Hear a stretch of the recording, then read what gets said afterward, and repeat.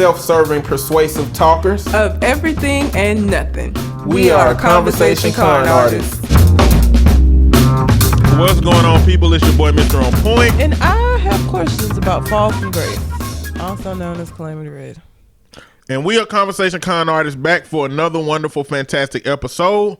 You can find me on Instagram and Twitter at Mr. MISTER_on point. And I can be found at Red_Calamity. Also, we're still doing the listener letter portion of the show. I don't know what the fuck is going on with me today.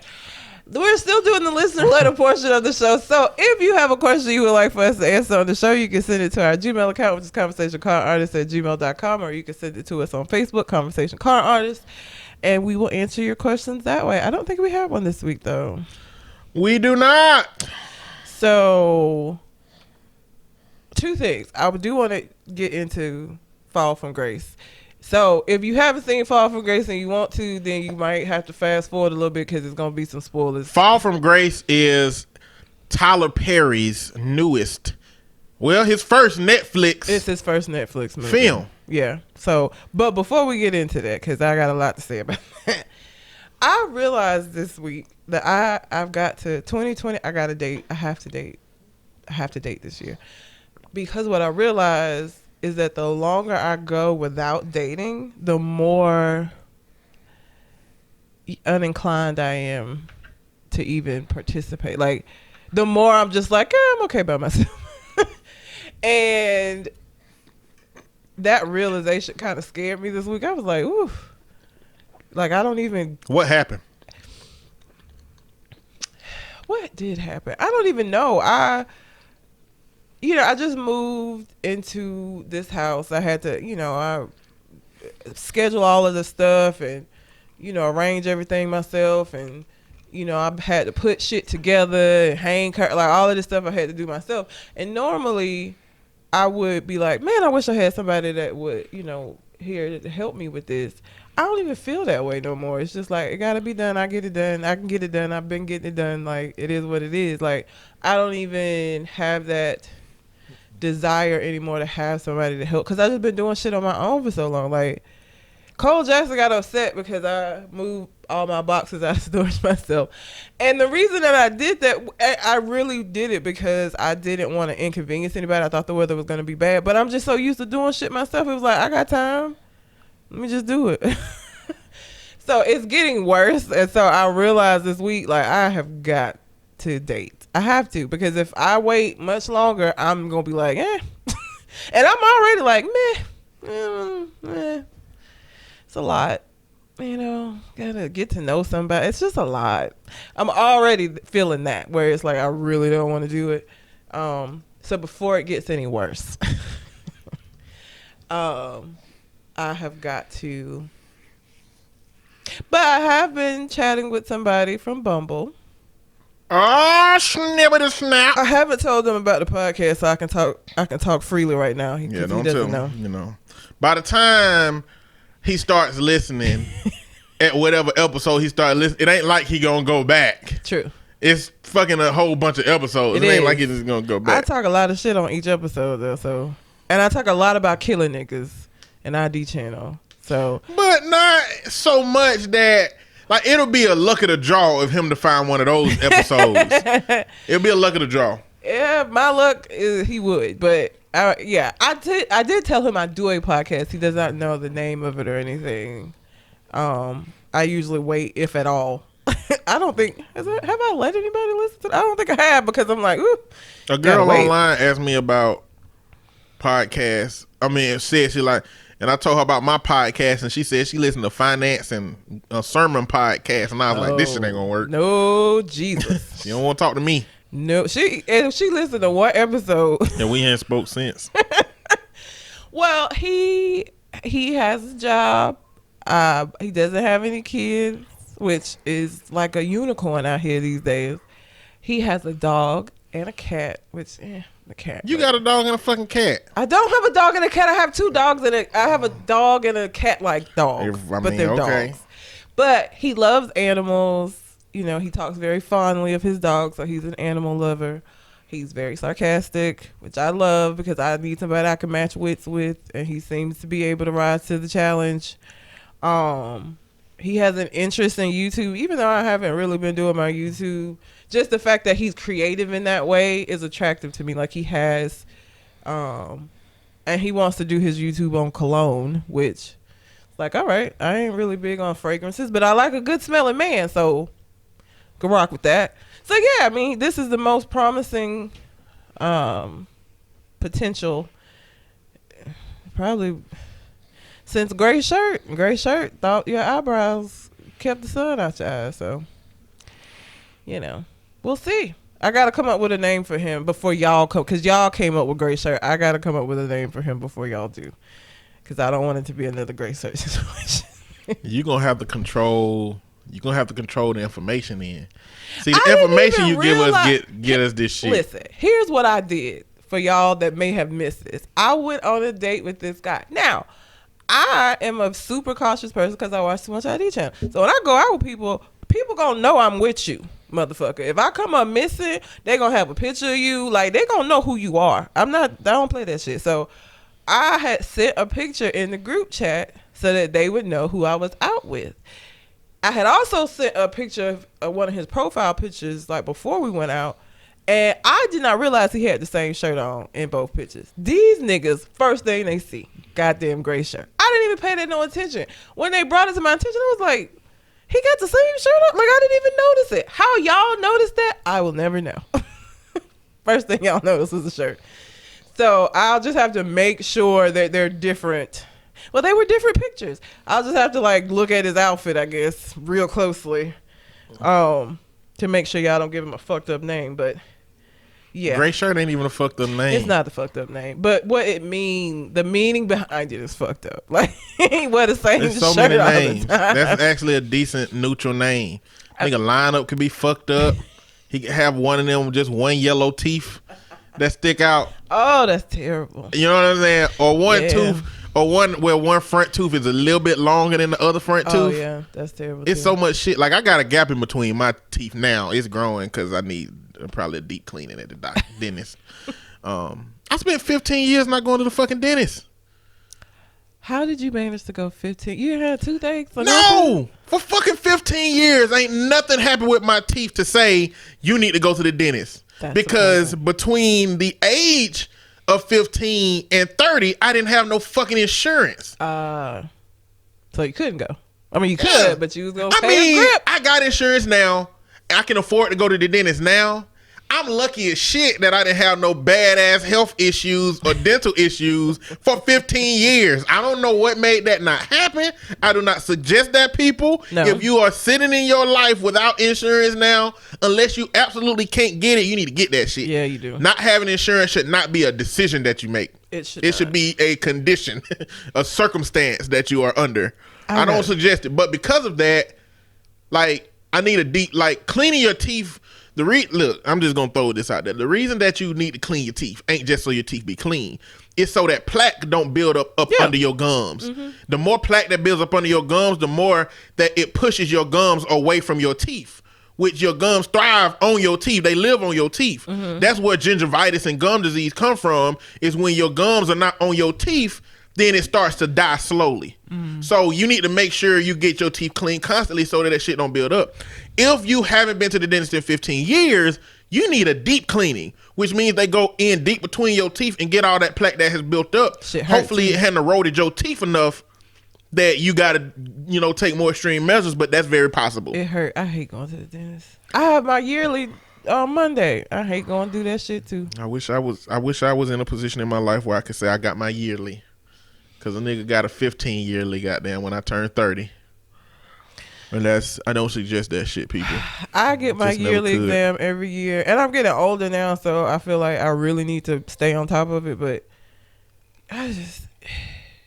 y'all don't understand how terrible that yearly exam is. You have to get butt ass naked and lay on a chair and put your feet in. Oh, you ain't stirrups. talking about a yearly dental exam. No, I'm talking about a yearly physical Oh. exam. And you have to be naked while there's the doctor and Is a that nurse called in a the pap room. smear? Yes. So why is it called that? What is a pap? Um, And why do they smear it? Is it a cream? I think it's called a pap smear. No, it's not a cream. Because of whatever that virus is. Like they swab inside your vagina, and they smear it on a what are those little glass they smear things your called? body juices. And they look at it under a microscope. Okay, so they smear your vagina juices over a microscope and look for PAPs. Something like that. We'll go with that. Is it a realistic disease? Like, is this shit that's still happening to women? HPV? Oh, I didn't know that. The P and I don't know what it is. So, okay. Yeah, so you have to go every year because basically, and what they'll do is they see if you have any abnormal cells on your cervix and all of that shit. But in order for them to do that, you have to put your feet in the stirrup and you're naked. And it's a nurse and a doctor in the room trying to have. You gotta be naked up top too. Yeah, because they do a mammogram. They check your boobs so you just naked. They can't do both of them at different times. I mean, I guess they could, but they don't.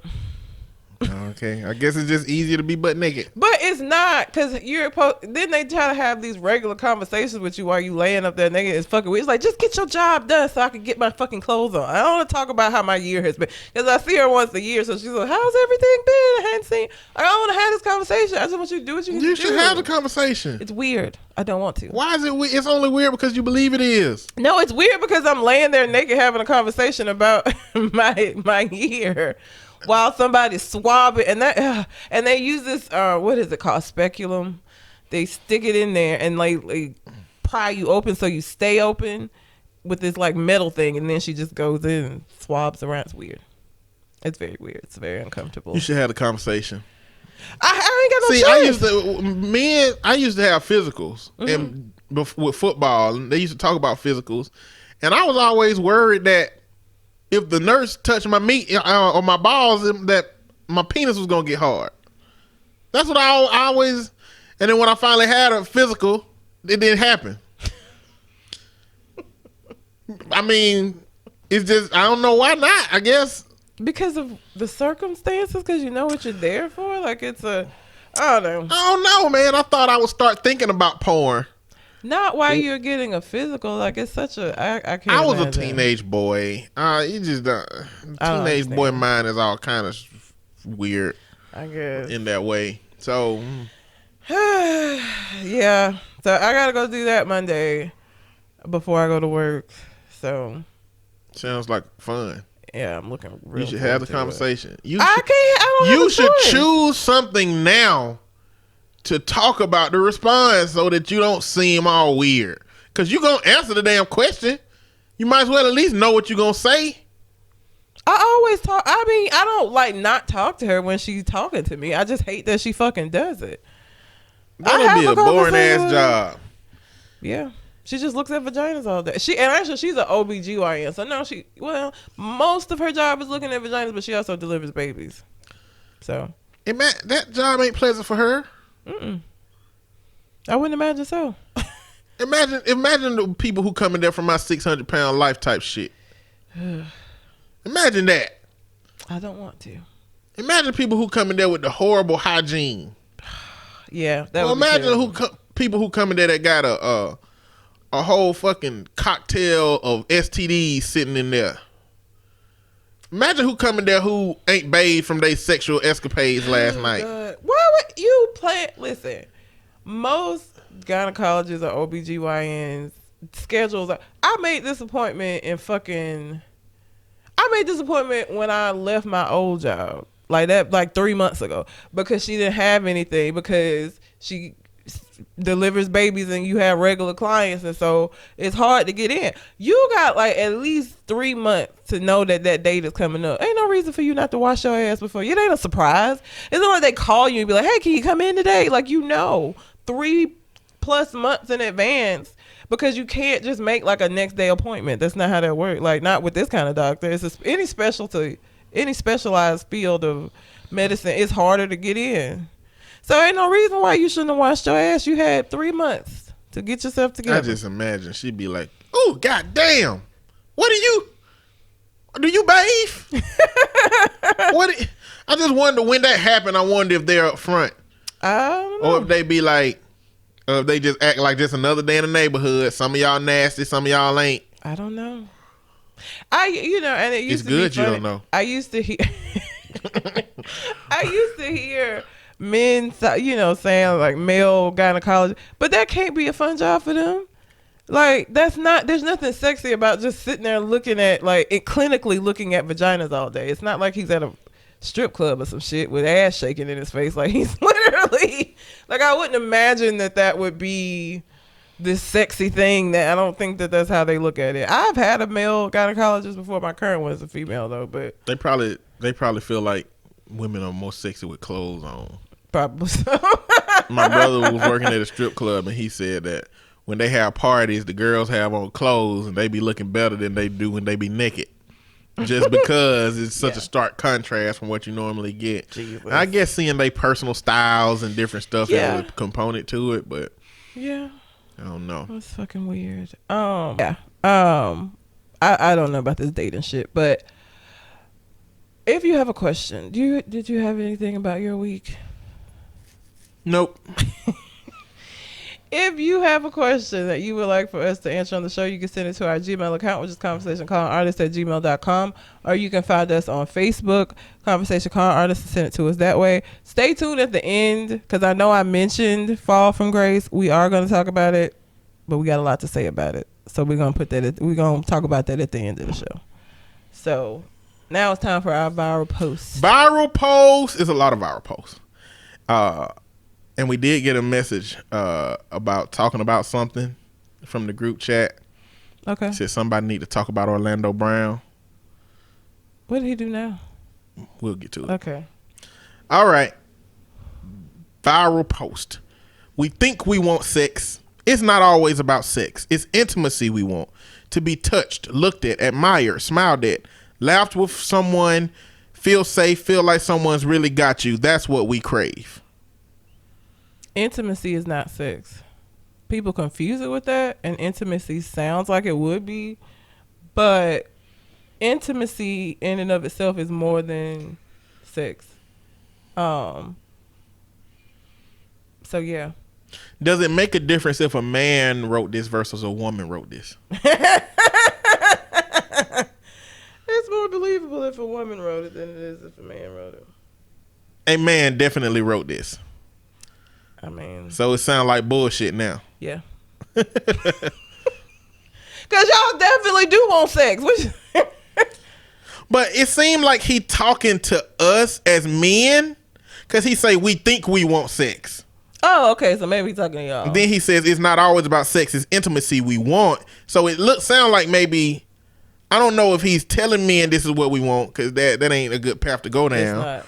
But if he's letting women know also this is what we want. Yeah. But like, it does change it that it's a man. Now let me correct this for what I think the men actually represent. We think we want sex. It's not always about sex. It's intimacy we want, as long as it leads to sex.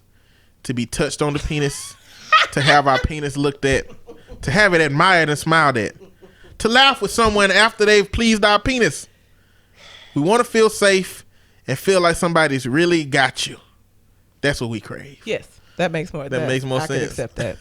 I could not accept that. I don't know if it's bullshit or not. But that's what he said. Yeah. All right. I would never ask someone who eats butt for their critique of an actual food item because you eat butt. Your taste buds are dead. I mean, that's not fair. Even though I think it's weird. I've talked about eating groceries on the show and how I feel about it.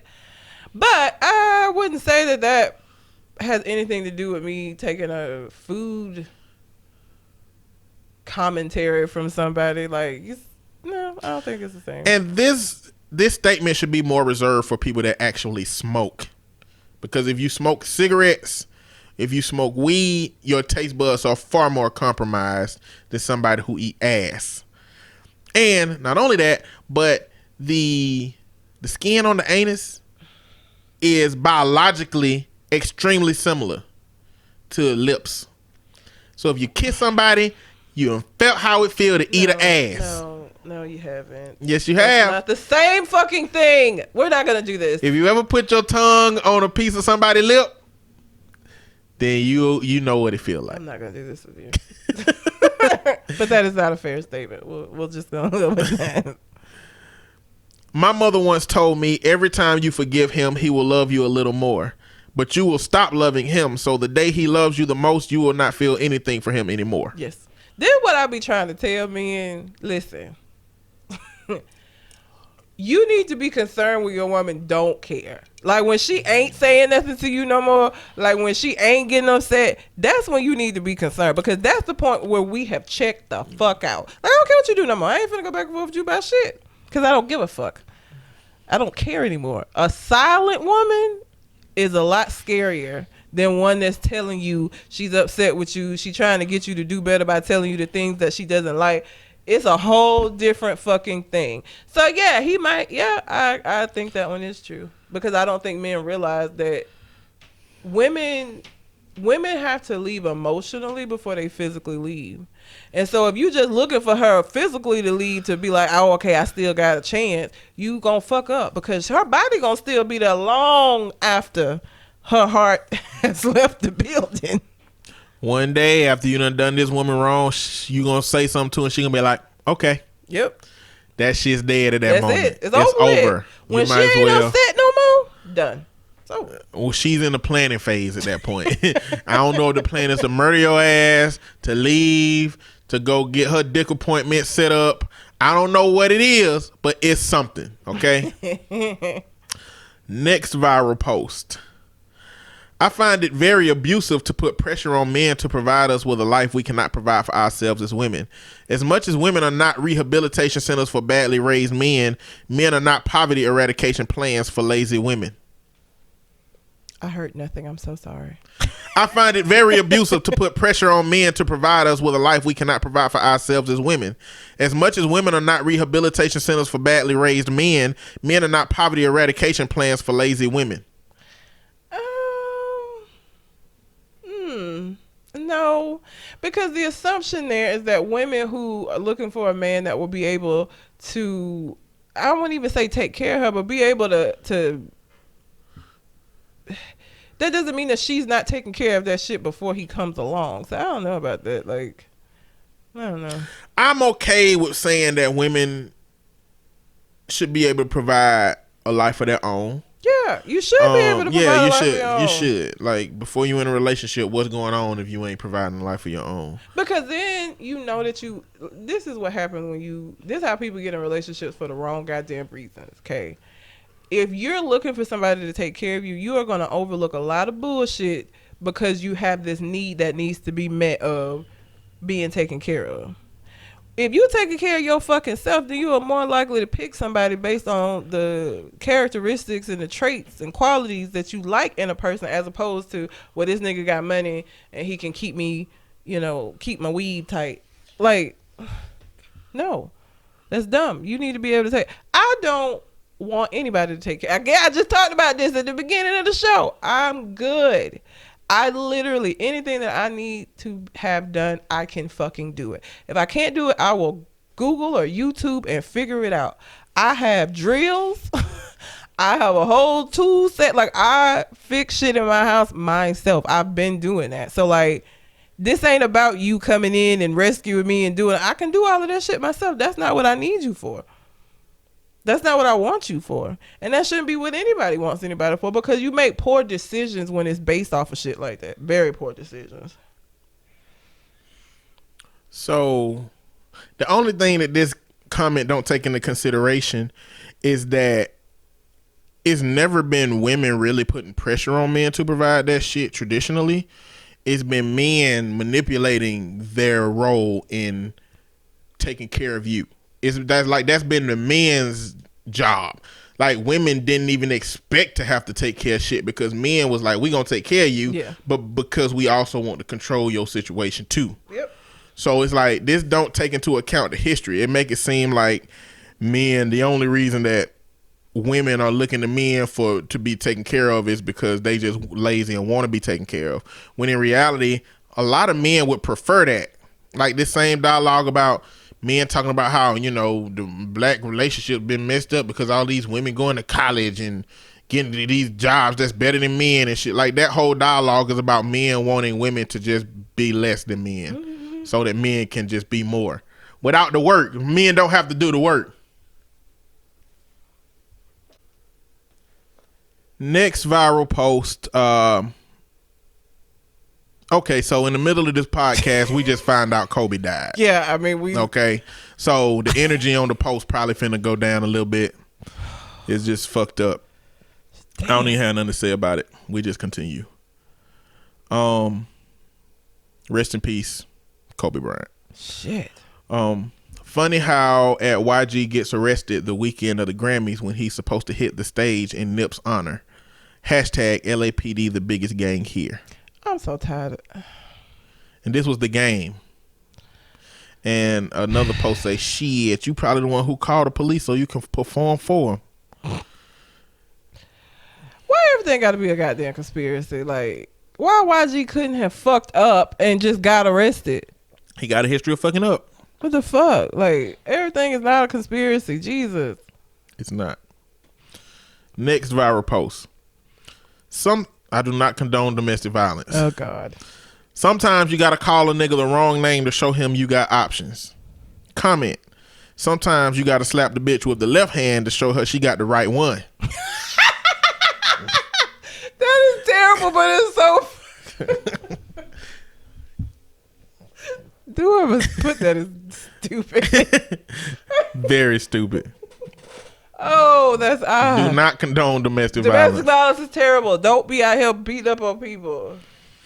Girls be obsessed with astrology but can't get an oil change. You worried about the wrong Taurus.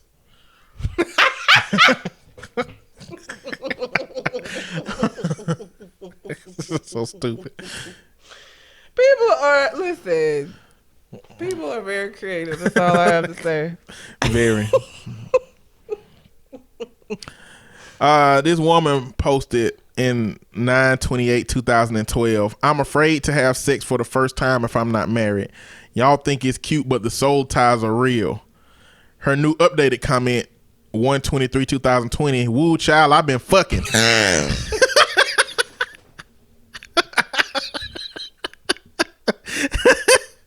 Damn, that brought the fucking moose noise back out from you, didn't it?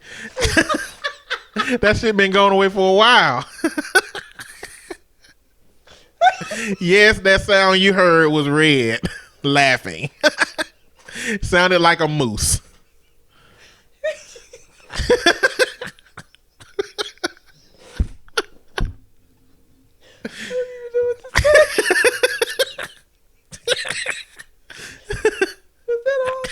Yeah, that's it.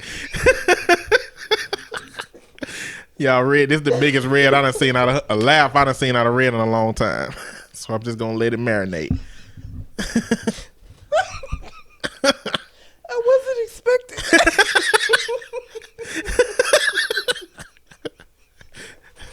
This bitch went from talking about soul ties to talking about, oh Lord, I've been fucking. This is one of them moments where you forgot that you said some shit like that. And you realize you done said some old Zen shit. You realize what you've been doing, like, oh, Jesus. Oh, my God. That one got me. I wasn't expecting that. Oh, God. I have tears. She do. She got tears in her eyes now from this laugh. I'm glad she got a good old hearty laugh. Oh, fuck. I needed that after that Kobe news. Jesus. Oh, God. That was so funny. I'm hot now.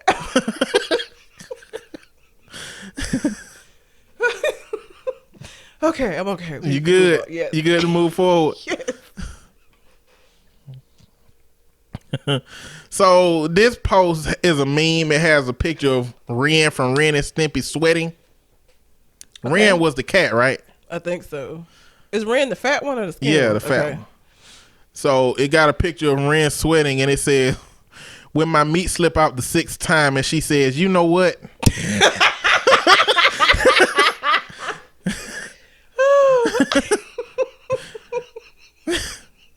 It's a bad situation. It's a bad situation. Not looking good for you, bro. Oh my God. One of the comments say, "Ain't nothing worse than knowing you ain't about to get an orgasm. Like, just leave and forget I exist, please." Oh my God. Oh, I have a story about, okay, maybe I shouldn't say his name.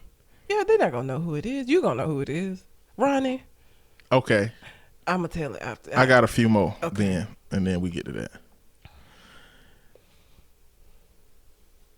This one has a picture of the pawn shop TV show. So two dudes, so you know it's finna be some kind of negotiating or something. 18-year-olds. Can I please have a cigarette or a beer? And then over the picture it says U.S. government. It said best I can do is war. Like damn. Accurate. Yeah, you can't have no alcohol and no cigarettes, but you can go die in this war though. You can go die. You do that. Last one. Twizzlers taste like as if someone was vaguely thinking of cherries whilst melting plastic bags into a pasta noodle press. Hashtag Twizzlers at Twizzlers. Twizzlers are disgusting. I love Twizzlers. They're disgusting. I don't like the pull and peel Twizzlers. I like the old school strawberry Twizzlers. They're nasty. They just taste like something to do. So that's what they taste like. Shogun like them too. I don't understand. Like they taste like something to do. Like government name podcast. I don't understand. They're disgusting. Like when you call somebody and ask what they doing, they be like just chilling. That's like Twizzlers are. They like the food equivalent of just chilling. Just eat Twizzlers. Oh God. I hate to be the one to bring up meat positivity, but I know you're going to put this under the heading of meat positivity. So I'm just going to. So the meat story. Exclusivity. 2020. Me. All right. Okay. So Ronnie, they don't know who Ronnie is. You know who Ronnie is. I had a friend who thought Ronnie was so fine. A lot of girls did because he light skinned with hazel eyes. I mean, he's just the quintessential nigga. You seen him lately? Huh? You seen him lately? I haven't seen him. He looked like a terrorist. Continue. I don't even know what to say to that. So she finally was able to have sex with Ronnie, and she was so excited about having sex with Ronnie. And so I saw her the next day, and I was like, okay, how was, your time with Ronnie? And she said, I made my grocery list. Yeah, he does. He just need a turban. I know that's terrible, but he does. She said she made her grocery list.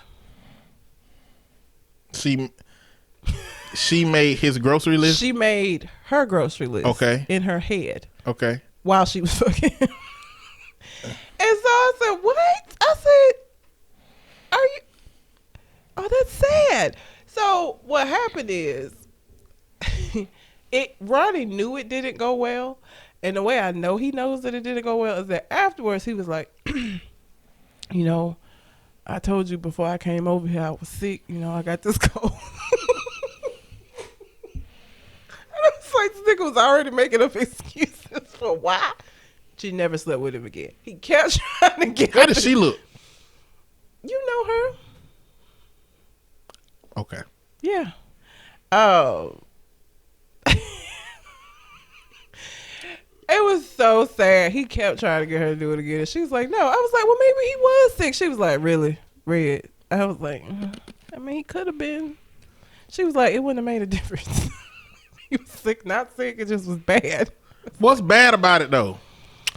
Like, because men can have not enough meat and it still get the job done. Yes. And men can have too much meat and just not know how to work that into the situation. I mean, it was boring enough for her to literally make a grocery list of things she needed to get once he left in her head. And she really made a list. So we were roommates at the time. So. But she didn't tell you what exactly the issue was? Like, just bad was vague? That's vague. It is, but I didn't really ask because at the point that she told me he was making up excuses, it was bad. It was bad enough to where he knew that he did not perform up to, what he usually do. This is where 2019 meat positivity is important. Okay, men? There is no reason that a woman should ever have a bad sex experience. Okay? None. As long as you got a mouth and as long as you got fingers, and if you need toys, get you one of them Hitachi magic wands. But that will take 70% of the work off of you. She'll encompass it as a whole experience, and you'll be all right, because you just got to remember, when you have bad sex, the person you had bad sex ain't the only one that's going to know about it. Oh, yes. That's evidenced by this story. Especially if you're a man. I don't know how men talk about sexual escapades, and I don't know, but women, yeah, you gonna get talked about bad.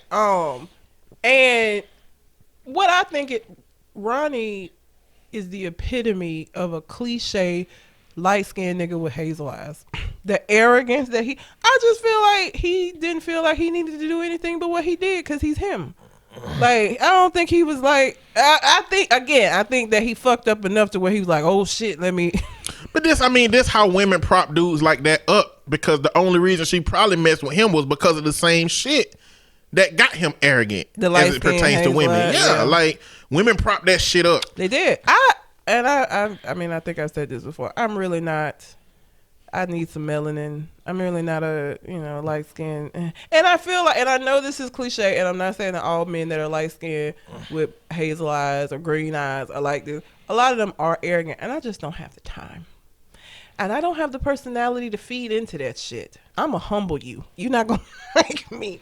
So I don't even find them attractive. I didn't find him attractive because he seemed arrogant. He seemed like an asshole. He was. And I actually thought it was hilarious because it brought him down a notch. In my mind, anyway. He's still walking around campus like he was hot shit, but. Because you is hot shit when you're an athlete. Yeah. He wasn't even tall.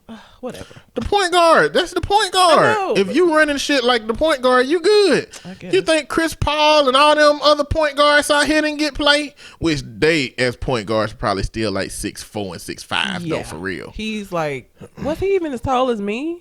Ronnie was short.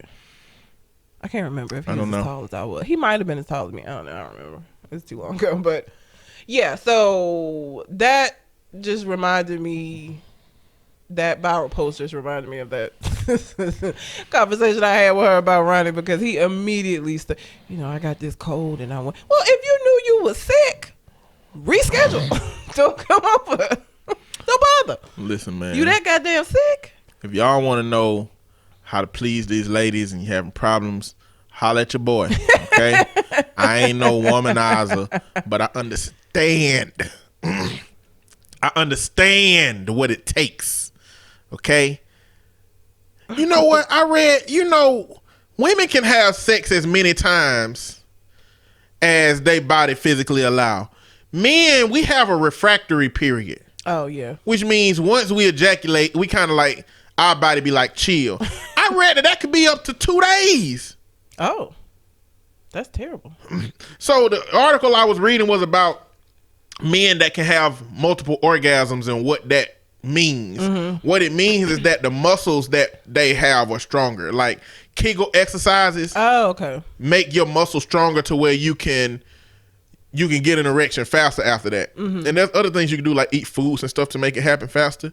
But if you're a man that can have multiple, that can go once and then go twice and then sometimes maybe 3 times, that's a representation of the strength of the muscles that you have down there. Which a quick test to determine how strong those muscles are is how easily can you stop peeing mid-pee. If you can stop straight away, you got some pretty strong control down there. If it's hard for you to stop peeing mid-pee, then you can use some work and do some Kegel exercises. All right. Learn about your body. See, that kind of knowledge, the more I feel like a star should go. That kind of knowledge is why you need to holler at me if you trying to figure out how to please somebody, because you got fingers, you got a mouth, you got you got meat. You got toys, you got options, you got cock rings. There's options out here. You got the dice you can roll with, be like, one to say put your mouth on, toes, and now you're sucking toes. I think he was too arrogant to do that, so he wouldn't have wanted any assistance. He probably still arrogant. He probably went and found somebody to get back. I'm sure. It wouldn't be her. No, she never ever, he kept trying and she's like, no, I'm good. But she never let him redeem himself. I need to add something too. I need to add something to this dynamic, all right? There are also women out there who exist who are such Lil' Kim fans and women who praise supersized, irrational big meats. She not like that. I'm just saying. Yeah. Sometimes, men, you can have a regular average size meat that would please that woman, but she believes that she needs like massive meat. She needs mandingo meat. There's some women like that who ain't gonna give you a chance because it looks like you're not gonna be able to please her. It's nothing you can do about those women, guys. You don't want to try to please her. It's over, okay? You can't do nothing about that. Let her go find her mandingo warrior that's gonna mess up her stomach from the inside out. I hate you. Because you can't do nothing about that. But well, you could buy one of them strap-ons that you put on top of your meat. If y'all didn't know that exists, there's a strap-on that you can put on top of your meat and it extends your meat. And while you don't get no feeling from doing that, it got a little vibrating thing that vibrate the tip of your meat while you doing whatever you're doing. I don't know who would do that or why, but you know, it exists. I'm sure somebody will. Micro penis men, maybe, I don't know. He wouldn't even be able to hold. Okay, I'm gonna do this. What you got? So as we said mid podcast, we just found out we're recording on Sunday that Kobe Bryant was in a helicopter accident. He fucking I don't know. You know, it's just unexpected. Somebody actually texted me. Somebody sent me a text, and and I encourage everyone to do this. If somebody send you something and it seemed like, okay, wait a minute, you need to do your own research. I did not immediately just say, on point, Kobe died, did I? I was like, wait, let me see if this is true, because people are stupid and they just send dumb stuff that they see. People done killed off all kind of celebrities that's still out here walking around living. So I didn't know if it was true. I did go look it up. He did, in fact, die this morning in a helicopter crash. So I just saw a picture with him and his oldest daughter at a courtside. So rest in peace to him. You know, prayers to his family. You know, if Nipsey Hussle, if I'm thinking correctly, was the last big name person who died unexpectedly from a tragic shooting, tragic incident. Most of the people that are dying because of old age. If you're talking about like John Conyers and the most recent unexpected one was probably the little boy that overdosed because he was trying to hide the pills. Oh, that's right, Juice WRLD. Juice WRLD. One thing about Juice WRLD, yeah, Juice WRLD. So Juice WRLD. And I wasn't connected with Juice WRLD. I wasn't really connected with Nipsey Hussle, and I am not a super sports fan. Me either. But it's Kobe. I feel well, I'm not a super sports fan, but I've played with Kobe in a number of NBA games as Kobe. Mm-hmm. You know, like Kobe Bryant in 2K16 or 17 was the athlete who they had mentoring your main character. You know, so it's like you get to know Kobe. Kobe give you some words of input and advice. You know, and this is the year of his retirement. So it's like, it's been moments where you connect with that person somehow. Yeah. Even though I don't call myself a major fan, a death like this really makes you think about your own mortality. He was 41. That is not old. 6 years older than me. Me too. Shit. It makes you think about your own mortality. That shit is crazy. So it's really hard when stuff like this happen, but you know, more power to those hardcore fans who really treasured Kobe as a legend.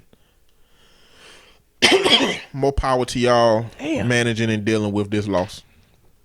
I was like, that can't be true. And you know how they always reporting that this person didn't die, and you be like, okay. But unfortunately, this one was true. I don't have words. It's just really sad. Kobe was bigger than basketball. I feel everybody know who he is. Even people that don't know anything about basketball at all know who Kobe Bryant is. You know what I'm saying? Like, it's just very sad. So rest in peace, Kobe. That's 2020 being a bitch right now. This ain't the way to start it off. It's tough. Yeah. So Tinder has decided to add a new security feature that I don't know if it's going to work or not. They're going to add a panic button feature for dates that go wrong. And here's why I don't know that it's going to work. Let me explain how this works. So it's going to be called Noon Light. The new light security features for Tinder will begin with a profile badge, which allows users to log in certain details about their dates, including the time, location, and information about the person they are meeting. Now, that part is good. I have no problem with that part. New Light will then share this information with authorities if the alarm is triggered. Again, no problem with it. Seems good. Once it's triggered, users will be asked to enter a code. If they don't, a dispatcher will text them. If a user doesn't respond to the text, they will receive a phone call. And if the phone call is also ignored, emergency services will be dispatched. I'm going to be dead by the time y'all are dispatched. You telling me that y'all are I'm going to send this distress signal. Y'all are going to wait for me to put in a code. And when that don't happen, however long amount of time you had to put the goddamn code in, when that don't happen, then y'all going to send me a text message. And if I don't respond to the text message, then y'all going to call me. And if I don't answer the call, that's when, in the time that those three things have occurred, I'm going to be choked out. Or on my way to Mexico. Like, they need to rethink. And so that. you telling me at the point that you identify on Tinder that you're in an emergency, they expect you to pick up your phone and check to see if a message came in and respond to it? Like, if you're in trouble and all you can do is just tap that little badge, I ain't gonna be able to do no more than that. I'm not gonna be able to answer the phone and be like, yes, I'm in trouble. This nigga's crazy. Like, what am I supposed? You should not. If you in that kind of trouble, you should not go into Tinder and do all this shit before you call the police. If you all you got to do is hit call button 911. That's 4 presses. If you hit Tinder and then hit his profile and then hit the 3 dots above his profile and hit this nigga crazy button, then you making a wrong decision. And you still got a while before they even actually contact the police. I can directly contact the police myself because Tinder is going to wait for me to not enter a code, not answer a text message, not answer a phone call before they even call the motherfucking police. No, that doesn't make any sense. You know how long of amount of time? Let's just say they give 30 seconds for each of those things to happen, to not happen for that. You still looking at least 2 minutes before they even contact the police to say, hey, this nigga's crazy. We got a distress call. Like, what? They need to rethink that. That does not sound helpful to me. Now, what I will say, ladies, this is what I do.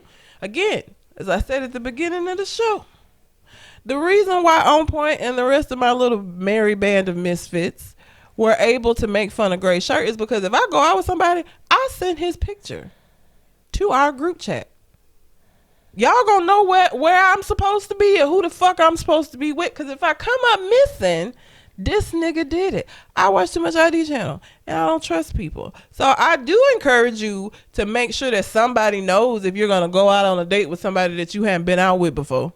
100%. Somebody somewhere needs to know who this nigga is so that they know where to start if he get buck and get crazy on this date.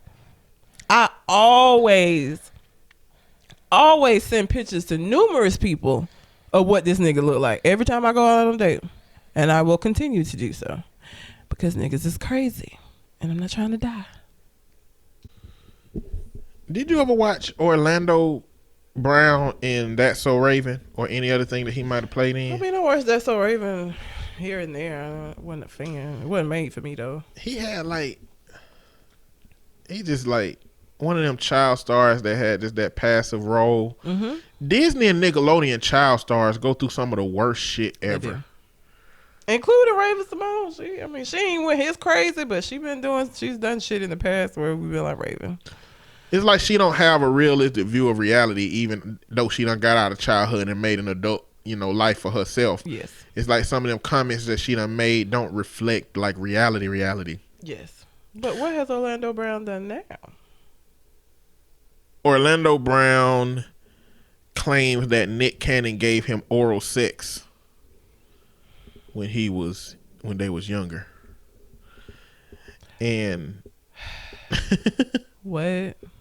What you mean what? Did they even know each other? Nick Cannon said they didn't know each other, but it's a picture of them together. So who fuck knows? And it looked like just one of those pictures where Orlando Brown would have came up to Nick and been like, "Hey, let's get a picture, Nick. He's playing on Ravens show," and he'd be like, "Okay, cool." But like, it's that Trump shit where Trump be like, "Well, I don't know him, but here's a picture of them with together."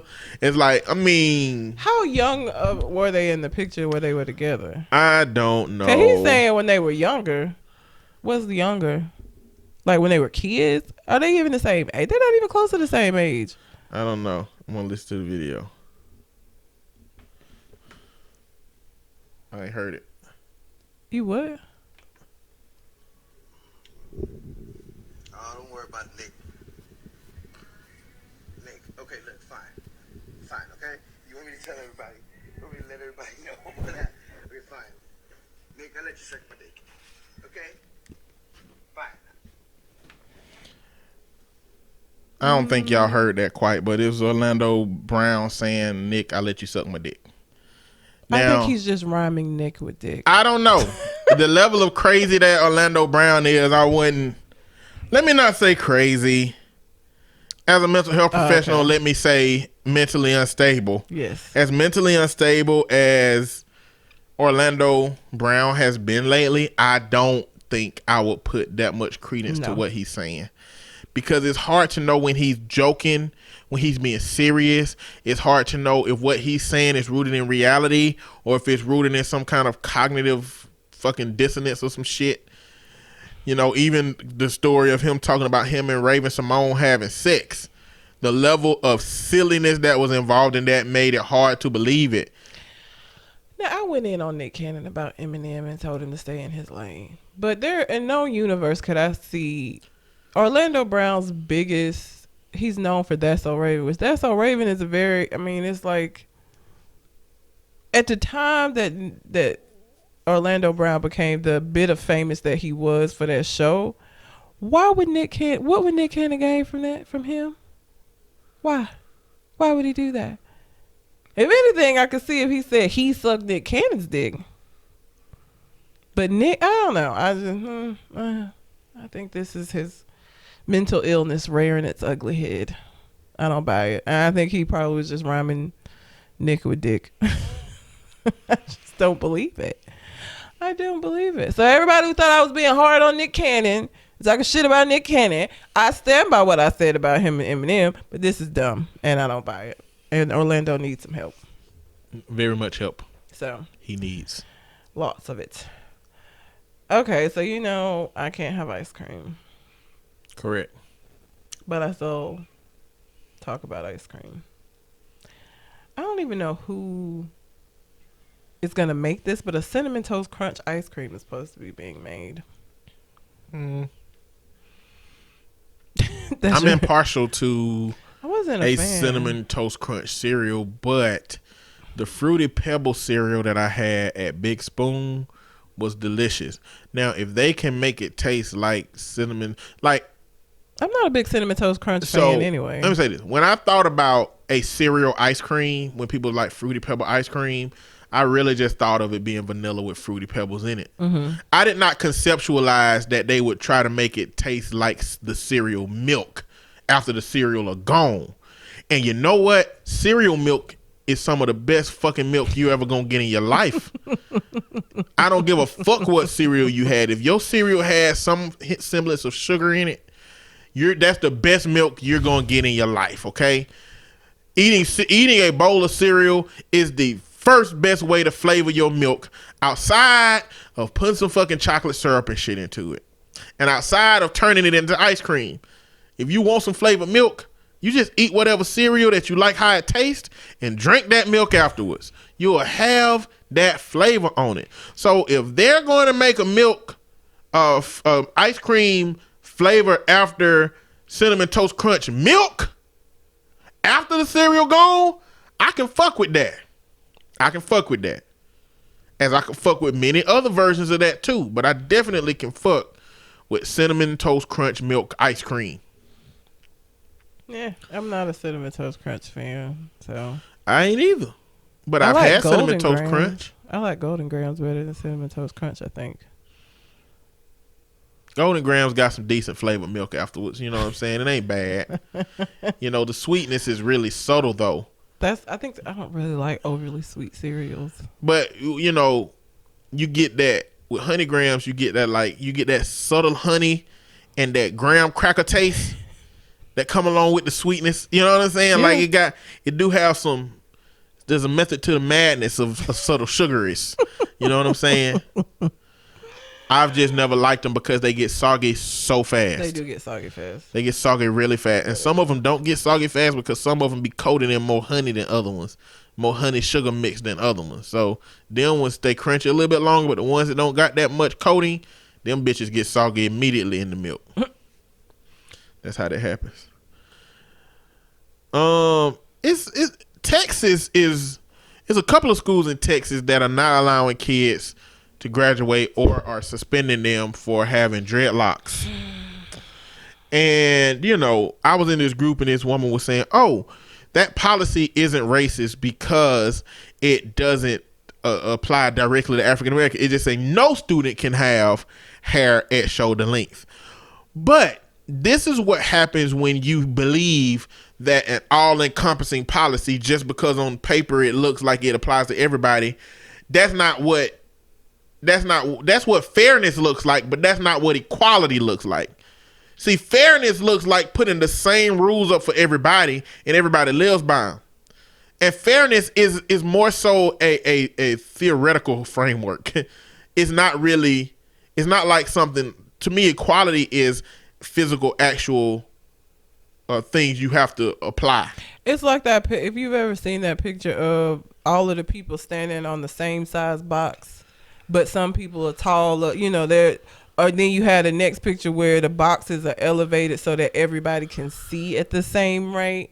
I think that's the difference between equality and fairness. Like, fairness is y'all all got the same box, but because you genetically are shorter, this same box ain't gonna give you still can't see over the fence, but you got the same size box as everybody else, so you just deal with it. And in the vein of Martin Luther King Jr. and how much he's misquoted on his holiday for everybody's needs, he said that it takes more than not being racist. It takes being anti-racist.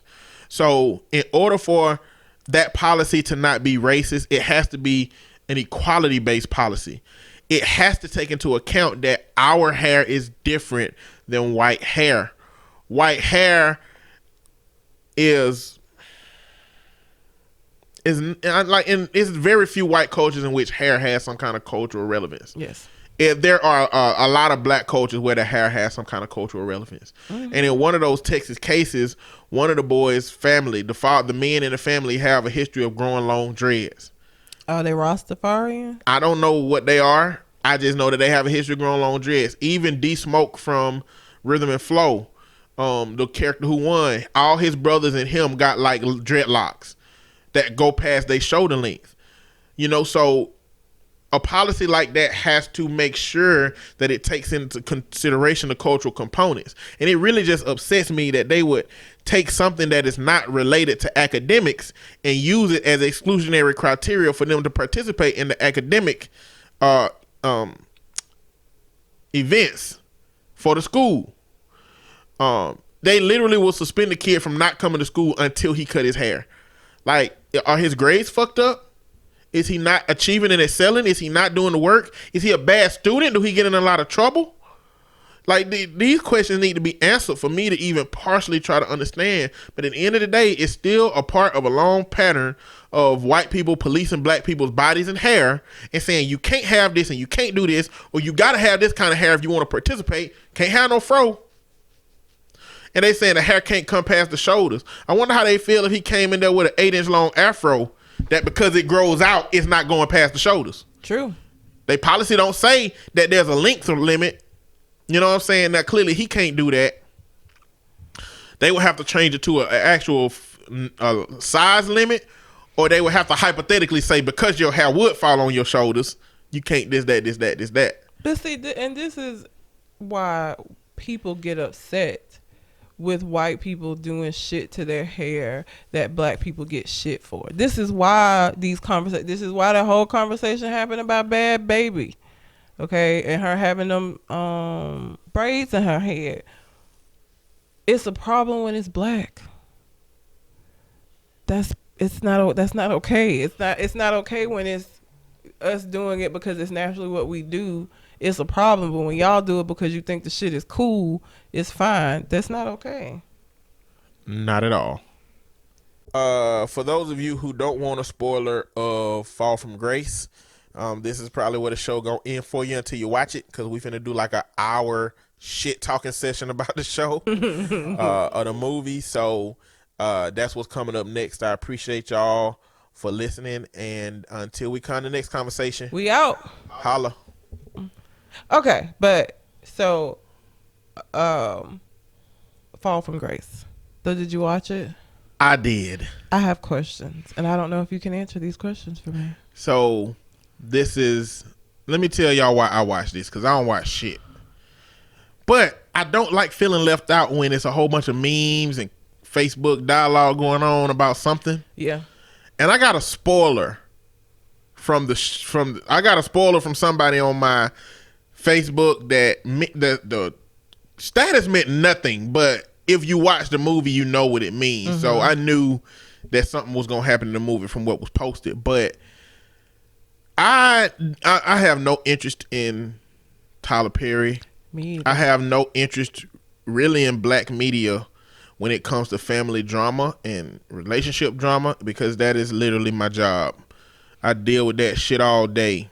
So when there is a black show, which most black shows got drama or oppression in it, that's all. You know, it's a select few shows now that are black shows that don't have that component, or it's just got a like main black character, like maybe Raising Dion maybe got daddy issue shit in it too. So it's superhero focused, but you know, whatever.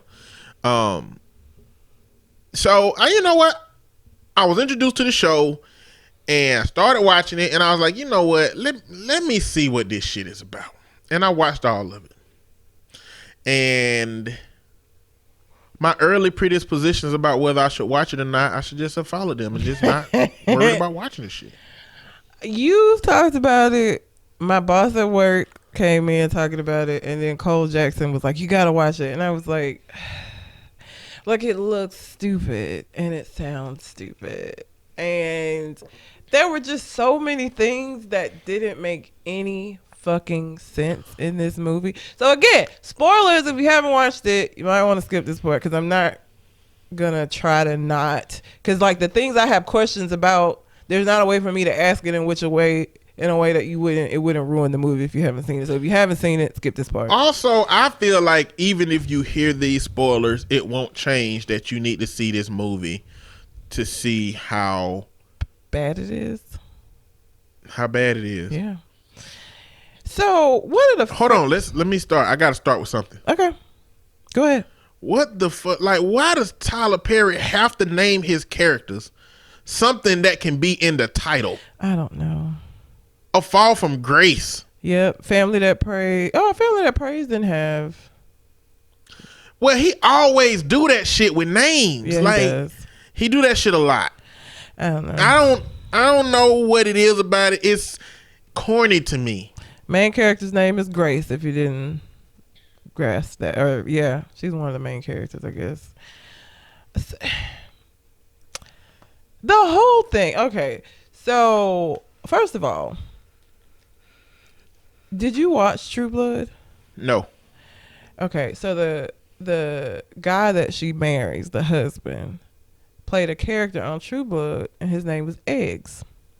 Eggs? His name was Eggs because if I remember correctly, when he was introduced to the story, he like ordered eggs all the time. I don't remember. Anyway, that fucking wig that they put on him, like look up Eggs from True Blood and like see what he looked like without that goddamn wig. Let me tell you something.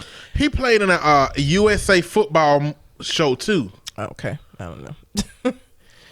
But just look at him without the wig. Listen, they shoot. Tyler Perry's studio is in Atlanta. Atlanta is the black weave capital of America. How is it? Even male weave, because men are getting these weaves now and it looks good. How is it he couldn't find nobody to do a better job on that man's hair? The whole movie, wherever scene he was in, I was distracted by how terrible his wig was. It was awful. It was so awful. And he was so lame. I get that Grace was coming off of a divorce and all of this shit. I get it. But like that nigga, his whole game was whack and lame as fuck. Like nobody would have fell for that. And he was supposed to have been like doing this to a bunch of old ladies. Like, please. You went too far too fast. Okay.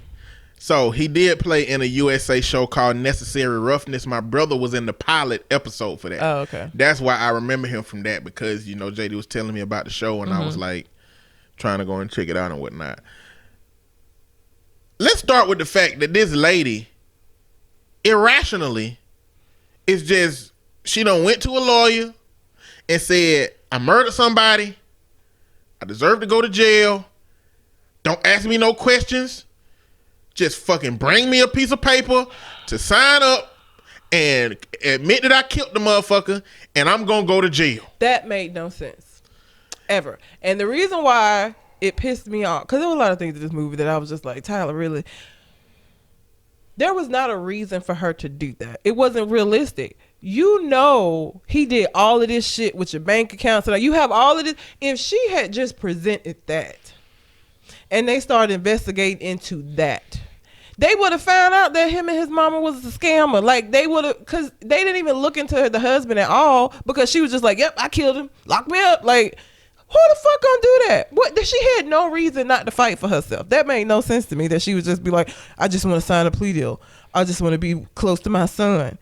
Like, girl. And she let the body disappear. I don't know what happened to the body without asking no questions about what happened to the body. And if I'm not mistaken, you can't be charged with a murder with no body. That's not necessarily true. It's harder to get a conviction without a body.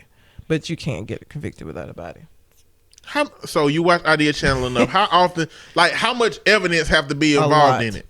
There has to be, well, and I mean, she could have got convicted because like the amount of blood that was at the scene, and we're going to get to that. But the amount of blood that was at the scene, if there's reasonable enough evidence that this person would not have been able to survive based on evidence, you don't actually have to have the body. But this whole story seemed to go off the fact that she just walked in and said, I murdered somebody. They put her in handcuffs, and then they pretty much went from there. Nobody went to go look for no damn evidence until after she started. I mean, she went back through the evidence and shit after she started trying to figure out how to get this man off of this shit. Yeah. So let's just start. We're gonna just go through the plot of the movie, and then we can just talk about each piece as it happens. So again, if you haven't watched this, it's gonna fuck this up for you. So movie starts off with what On Point was saying about her. Just she don't want to, she just gonna sign this plea deal.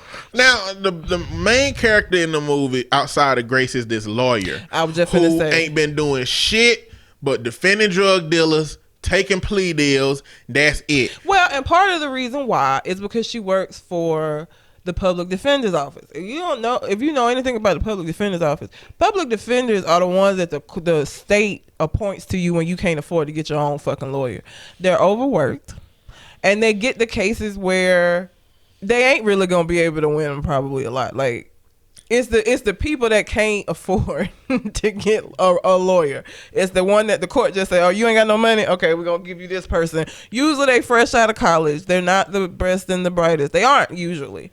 And so part of it was that she worked in a fucking public defender's office, and she probably was getting a bunch of bullshit. And the public defender's office looked like it was all black.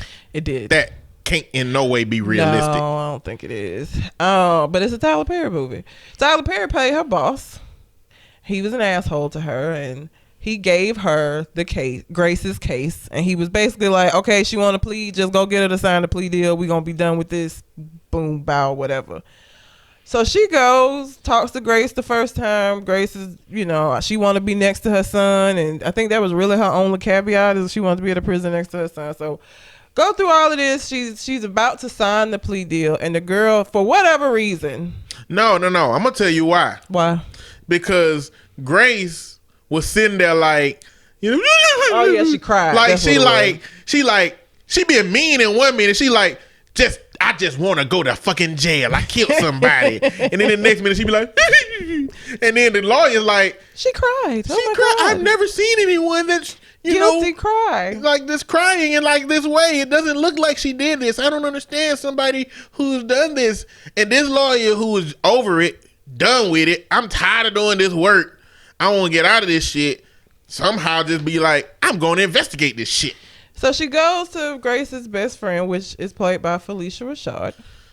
And you know what? Felicia Rashad ain't fucking been no kind of Claire in no kind of anything she ever done. No. She just been a dickhead the rest of her career. She has. Yeah, she has. I just want Claire back. Yeah, she was definitely not Claire in this movie. She ain't Claire nowhere. So, except the Cosby Show. Yeah. So Felicia Rashad's character was used to begin the narration of what got us up to this point where Grace is about to sign a plea deal for first degree murder. So Felicia Rashad and Grace are friends, and Grace's husband cheat on her with the fucking secretary. How cliche can you be? She walk in on him fucking his secretary. They get a divorce. She she lonely. And Felicia Rashad telling her that she needs to date, and she's like, oh, blah blah, whatever. So Felicia Rashad sends her a flyer for an art gallery open or art show, and tells her that she needs to go because she needs to get out and meet somebody. So she goes to this show, and she meets Eggs, which I forgot what his name was on this movie, but if you've seen, let's call him Wigs. Eggs. Wigs. Ugh, she meets Wigs. Fuck, I hate that hair. Wigs is supposed to be this suave character who can sweep women off their feet, and he's supposed to just be this real smooth nigga. He was none of those things. For me, him, if I met him, I would think he was corny as fuck, and I would be like, stop talking to me. And I know anybody that's seen the movie is going to say, well, Red, she just came off of a divorce and she was vulnerable. In my most vulnerable moment, and I've told y'all that I've had some bad relationships and met people while I was in those bad relationships. A corny nigga is a corny nigga no matter what. All right. He was whack. But anyway. Corny niggas get married. You just ain't the kind of woman that would. No. You see corny a mile away, okay? Every woman don't see corny a mile away. To me, it wasn't realistic. Maybe it is for some women. But to me, I was like, he whack as fuck. Like, I would have told him stop talking to me. But she didn't. So he, talks to her and they talk about his paintings and all of this shit, whatever. So she leaves. He somehow finds her.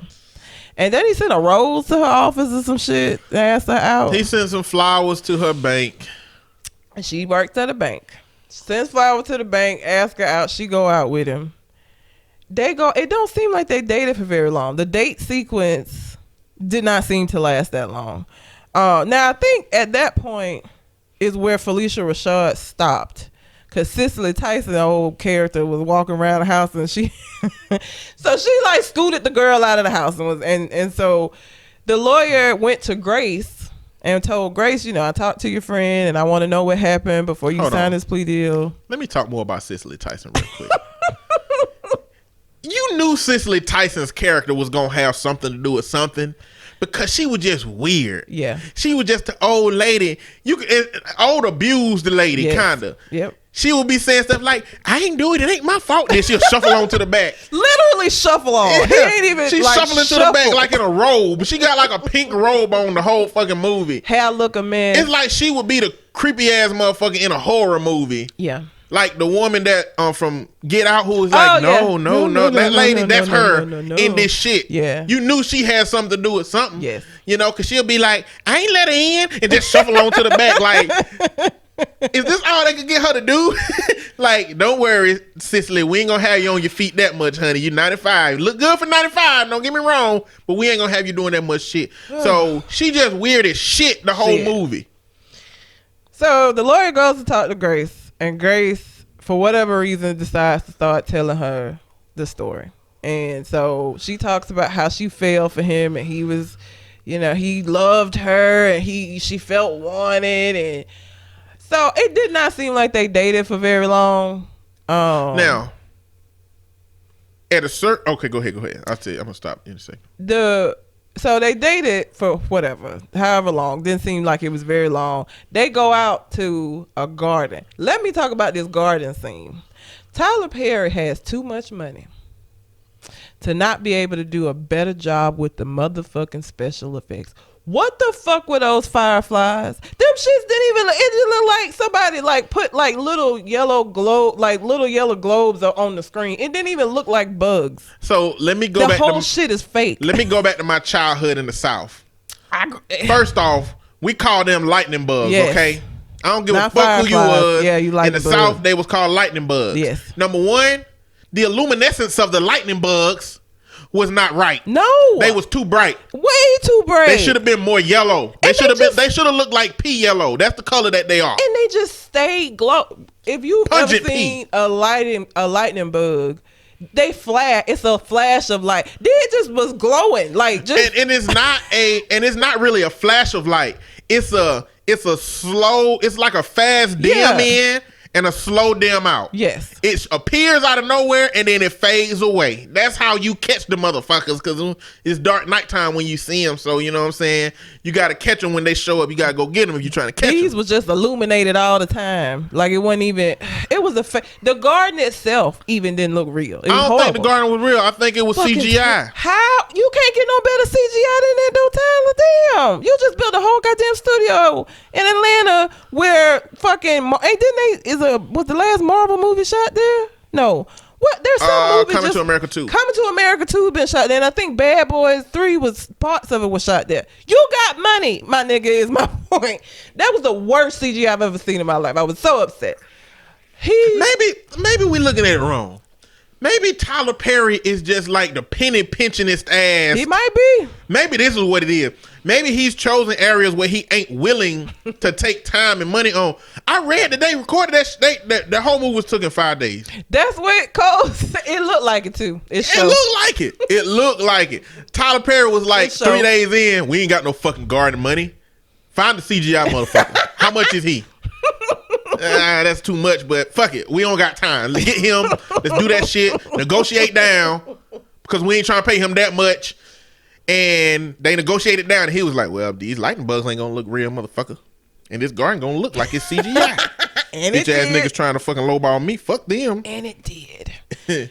So Grace stops the story there. She gets upset. She's like, I just want to sign the plea deal or whatever. Now, Yeah, she turned murderous. She was like, shut the fuck up. Basically. Give me that fucking piece of paper Let me sign and this a shit. pen, and goddamn let me sign this shit. I'm Basically. going to jail.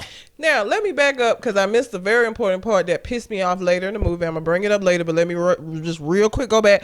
The lawyer's married to a police officer. Okay. Beginning of the movie starts with him trying to talk this old white lady off of a roof. And randomly, for whatever reason, while he's trying to talk her down, a fucking helicopter flies overhead with the spotlight shining down on her. And he's like, get that fucking chopper out of here. And the lady just falls forward and kill herself. This is how this movie opens. And this will be important later. So the husband, keep this in mind. The husband was at the house talking to this lady. So he's been to this house.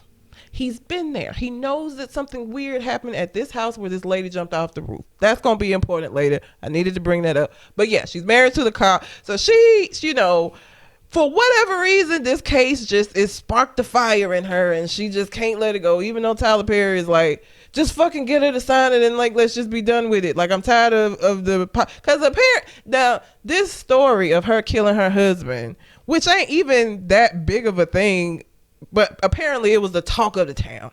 And so it's paparazzi everywhere, and they call in the public defender's office, and Tyler Perry's tired of all the questions, and he just wants her to get the plea deal. And I need to point out a couple of things before we move forward. So when she was in there telling her story to the lawyer, I need y'all to look at the Grace's hair. All right? In several scenes, they switch up. And in one of the scenes, her hair changes dramatically. Y'all, she ain't did nothing but sit in the same chair the whole time. She ain't did shit for her hair to go from looking like potential inmate to James Brown. Because it did that shit, okay? That's one. Another thing is when they are outside, walking outside of that cafe, a cafe for some reason that serves wine, because they have big ass wine glasses. No goddamn burger cafes serve wine. They don't. Either way, there you can see boom mics on the bottom of the screen next to their legs. You can just see the boom mics sticking out. Like, this is what they talking into where you can hear them. The boom mics are in the shot.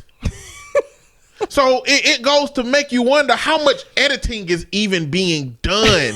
How much attention is being paid in editing this video? Or did they see the shit and realize that it ain't nothing we could do about it now and just didn't do anything about it? I feel like you could have cropped the scene some. So it's like, it seemed like one of those things that might not have been noticed. But damn, that goes into the quality of who's actually editing and producing your shit. But that being said, Tyler Perry. So she leaves. She goes to talk to the DA, trying to get her, I think, 15 years. The DA was like, hell no, she's getting life. She's like, well, she wants to be close at a prison close to her son. He was like, I can do that, but she getting life. So write up the plea agreement. She goes back, and Grace, before Grace signs it, she was like, I want to know what else happened. Tell me the rest of the story. So before Grace signs the plea deal, Grace goes back into the story. Now they married. They've gotten married off of his whack ass, fake ass Firefly / lightning bug proposal. And he's still very sweet. Now, he taking pictures of her while she got a laptop up with all the little shit on there. He took pictures of her in her office. He's whining and dining her still, bringing her breakfast in bed and all of this shit. So then, this was such an abrupt shift. Such an abrupt shift. The very first thing that you be like, what?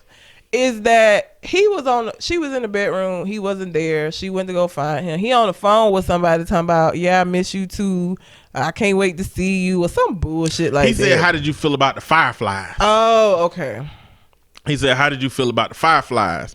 I thought he said something about I miss you or something. He said some of that stuff too, but the Fireflies is what made her be like, oh shit, who else you done took to these Fireflies? Because this is where you proposed to me at. So he gets off the phone, and she, in a very, very calm, neutral voice, was like, who you talking to? That's exactly how she said it. This nigga breathes hard and says, Grace, 2 things. I don't like to be questioned, and I don't like to be checked on. And he just got his little narrow ass up and walked out the room. Now, Grace just was like, okay. And she was like, but I missed you. You know, I just wanted you to come back to bed. So, right there, Wigs would have got cussed the fuck out. That wasn't realistic to me. She was way too just like, oh, okay, well, I just meant, So, that goes away. That's fine. So, she goes to work. Because I don't think anything happened between that and her going to work. And it's a bunch of niggas with suits. Now, she work at a bank. So if you work at a bank and you see a bunch of niggas with suits come in, that's not a good sign. Looking in her direction while they're walking in. Like. So she on the phone with Felicia Rashad, talking to Felicia Rashad about how weird Wigs is acting. And so somebody come in her office and say, hey, they want to meet with you in the conference room right now. So she was like, oh, they want to meet with me. I'll have to call you back later. So she goes in there and they tell Grace that she done stole like $375,000 from the bank. All of the money that came out is under her accounts, using her password and all of this shit. She's like, I didn't do anything. I don't know what you're talking about. And so, of course, he was like, your ass is fired, but we want our money back or we going to prosecute you. Get the fuck out. So she goes home.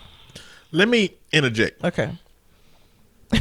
When I called Red to talk about this movie, I said Tyler Perry's writing is the C-Spot Run equivalent of movie.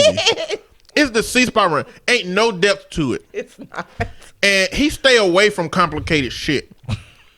The reason is because ain't no way this man should be able to steal no kind of money from no bank.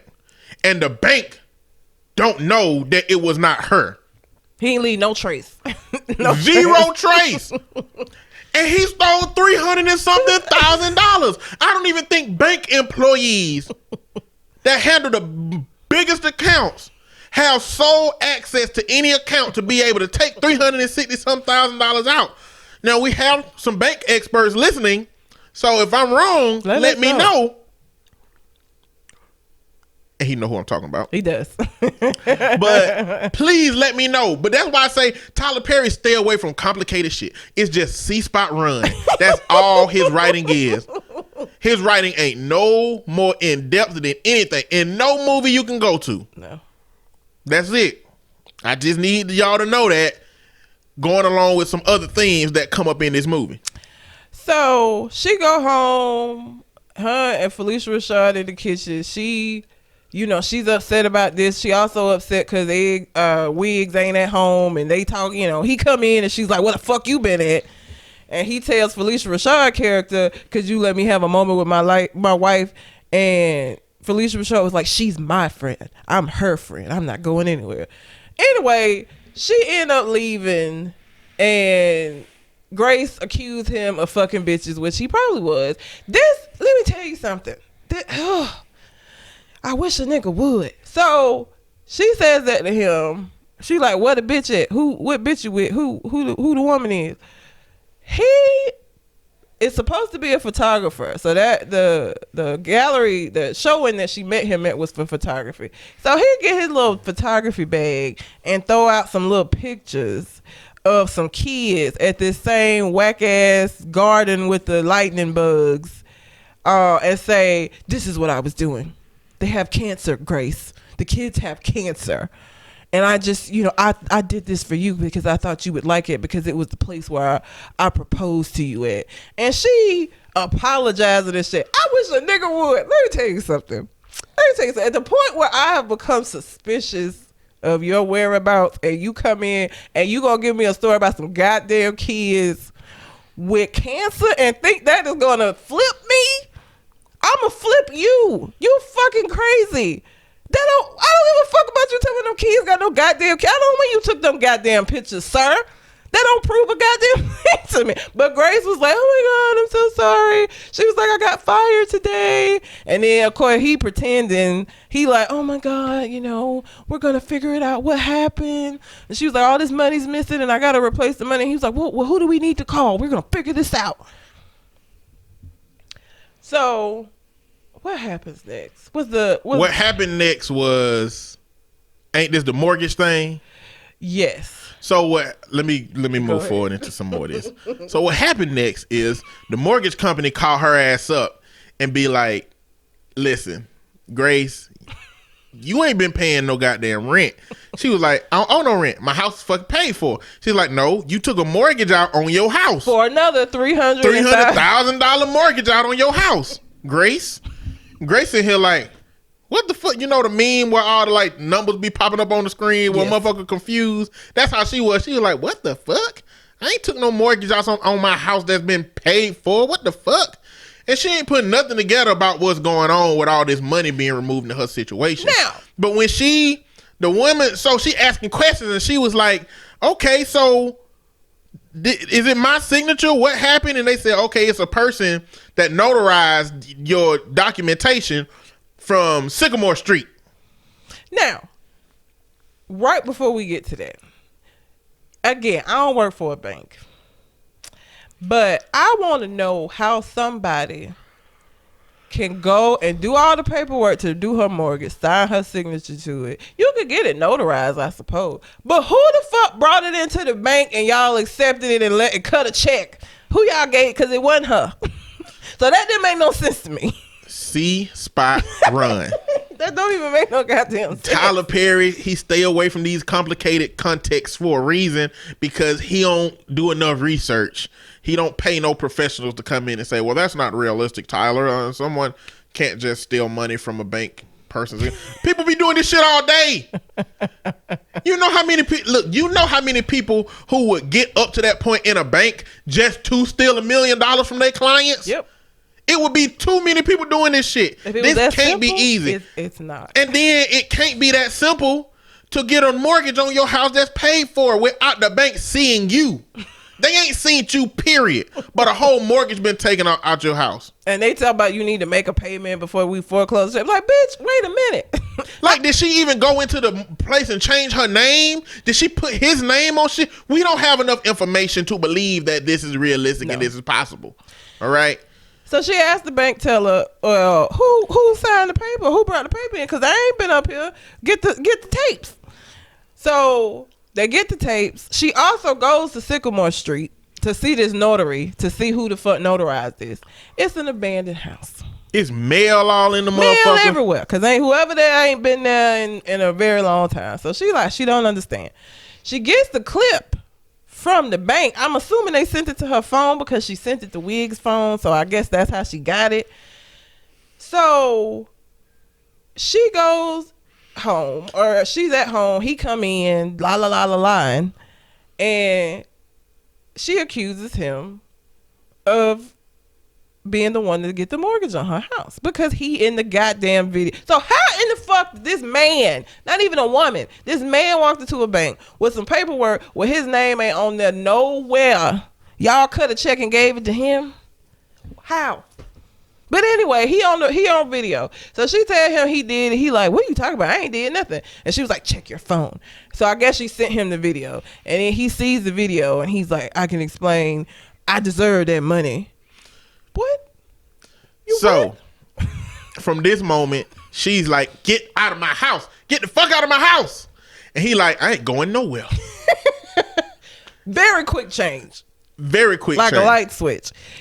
And she also finally puts together, you the one stole the money from my bank too. And he was like, I deserve that money. Your miserable ass life, I came along and had sex with you and made your life better. I deserve that money. I ain't going nowhere. What? Now, I'm not sure at what point this scene happened, but at a certain point, I guess later on that night, they was in the bed and they had another conflict. And out of nowhere, he was like, I ain't going nowhere. And then he said, ashtray, bitch. He was smoking. He was like, ashtray, bitch. And I'm like, that's the best Tyler Perry could write in that moment. Like, there is no transition. There is no gap between how great he was at the beginning and what he became.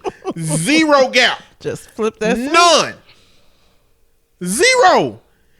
You would think that he would try to create some nuance in the transition to where he make her feel ambivalent more longer than he did. But I guess ain't no room for that. So what happens after that? So she trying to get him out of the house. He won't leave. She done called the police. They done told her, well, ma'am, y'all married. He live here. We can't do nothing. Blah, blah, blah. She can't never get him to leave. So she come home from work one day. Or not work because she done got fired. She come home one day and she hears some bumping around going on upstairs. So she goes up the stairs, open the door. He in there with some young bitch. And the young girl was like, you live with your mom? And he was like, my mom would live better than this or some shit like that. And she started, yeah, get the fuck out of my house. And he was like, you need to learn how to knock, bitch. And then he closed the door. Now, let me just say at this point, first of all, we wouldn't have made it up to this point with Wig still being alive. But let's just say he made it this far. I would have been like, okay. I would have poured gas outside of that bedroom door and lit that bitch on fire. And I would have went outside and poured gas outside of whatever windows that they would be escaping from. You want to be with the bitch? Y'all gonna be together in death. I'd have burned that whole goddamn shit down and went to jail. But she just goes downstairs sitting crying, He walked the girl out. He finished fucking her. Let me say that. He ain't even immediately get this bitch out his house, out this house. He finished fucking her. Walk her downstairs. She talking about, he asked her if she coming back through or whatever. She was like, yeah, if your mom's not going to be here. He sit in the chair, facing away from Grace.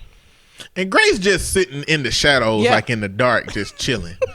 And so he sit down in a chair and Grace, calmly be like, look, get out of here. And I need my money. I need my money.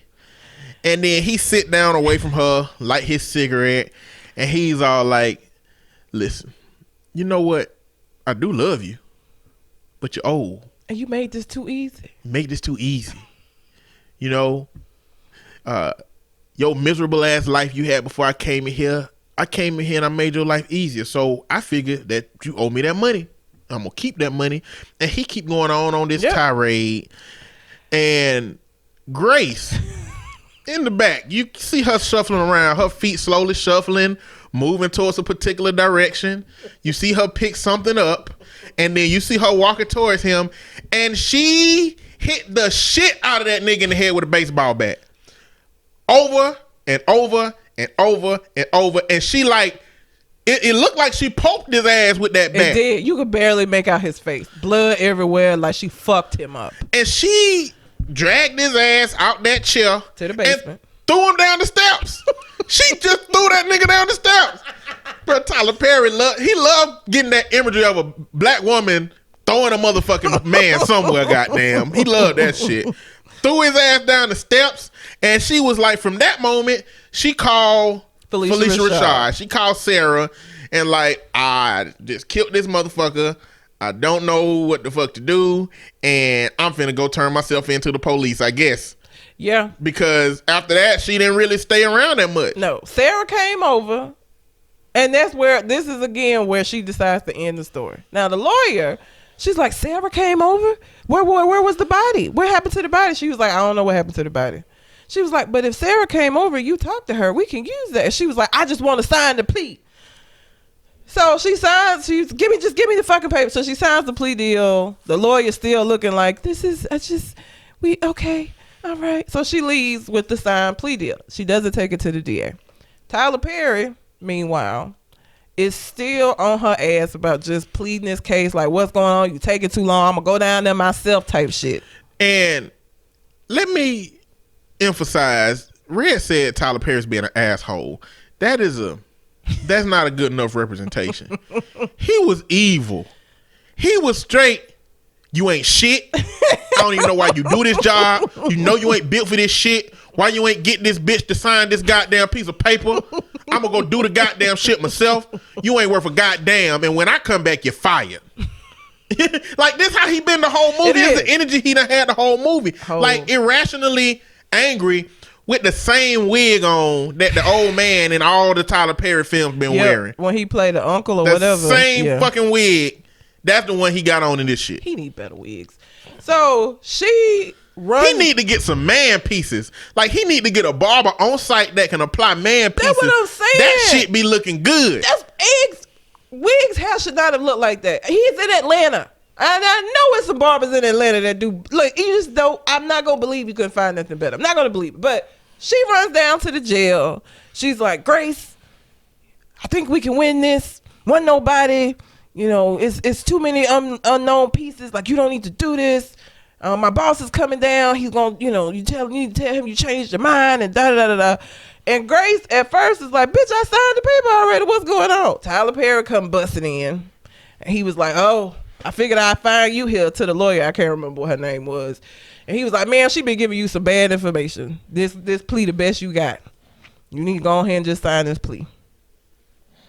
And Grace, of course, in this moment, she's silent. She looks up. I'm going to court. Tyler Perry get an attitude and walk out. So the lawyer's like, we're gonna win this. I'm gonna help you. Da da da da da. So she leave out. Tyler Perry still standing outside waiting on her ass. So he was like, when you lose this shit, you fucking fired. When you watch this lady spend get the death penalty because of you fired. He just walked off. That was the end of it. So they go to trial.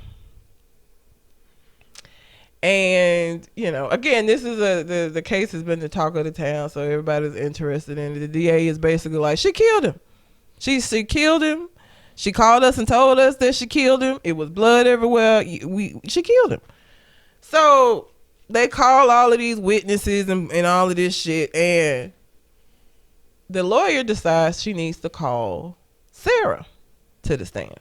She talks to Grace about it, and Grace is like, no, you're gonna keep my son and my best friend, because she still loves Sarah.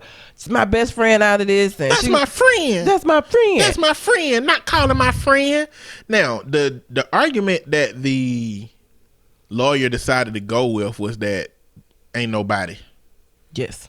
Ain't nobody. So we don't know That if he's he dead. killed. So they trying to find out who got the fucking body. Yes. They was like, Sarah was like, her son came and he probably got the body. And then somebody was like, Sarah probably came and got the body. Don't nobody know who fucking came and got the body, but they ain't nobody. The lawyer agreed. Grace agreed that the lawyer could interview her friend as long as she didn't ask her about the phone call because she didn't want Sarah to get in trouble.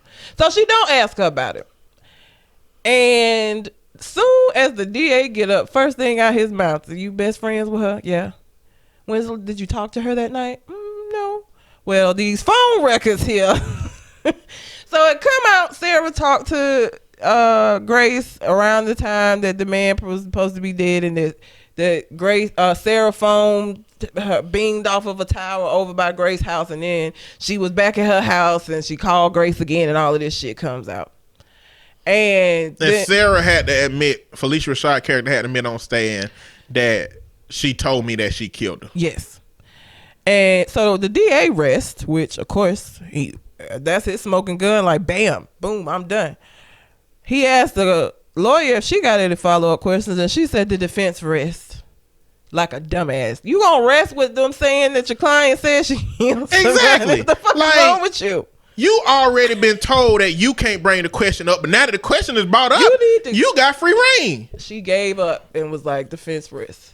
So judge was like, all right, close the arguments in the morning. Ready to end this shit. Everybody leave. Tyler Perry talking shit to the lawyer again, telling her basically you ain't shit. He said, how did you have not had them phone records? He was like, I didn't have them. She said, I had them. I read them. I knew this shit was coming. Like, this Tyler Perry, the whole movie, like, he was a dickhead, bro. Like, he was bad. So she goes home, upset. The lawyer's upset. The husband say, basically she gave up. You ain't even answer no more questions. You let them leave. The last thing that the jury heard was that Sarah got a phone call from Grace saying, I killed a nigga. Like, and she was like, you're taking Tyler Perry's side. He like, I ain't taking nobody's side. What I'm saying is you gave up. You do this. You get tougher. You run away, and you can't run away when there's somebody's life on the line, and blah, blah, blah. So they, whatever. Go back the next day. She decide that she want to call Sarah back up to the stand. So they in closing arguments now. And she was like, the defense gave they closing arguments, and it was now time for her to give a closing arguments. Yes. And she was like, I want to call Sarah to the stand. And the judge said, bring y'all ass up here to my counsel. She was like, you rested. Like you said, the defense rests. He was like, on what grounds? She was like, well, I shouldn't have rested. I should have had some follow-up questions for her. He was like, that ain't how this works. Yeah, that ain't how this work. You should have did that then. Should have. So now I don't know why a grown-ass professional would do this. This wasn't going to solve no problems. But she went right back, and the judge said, now go back over there with your black ass. It was an old white man.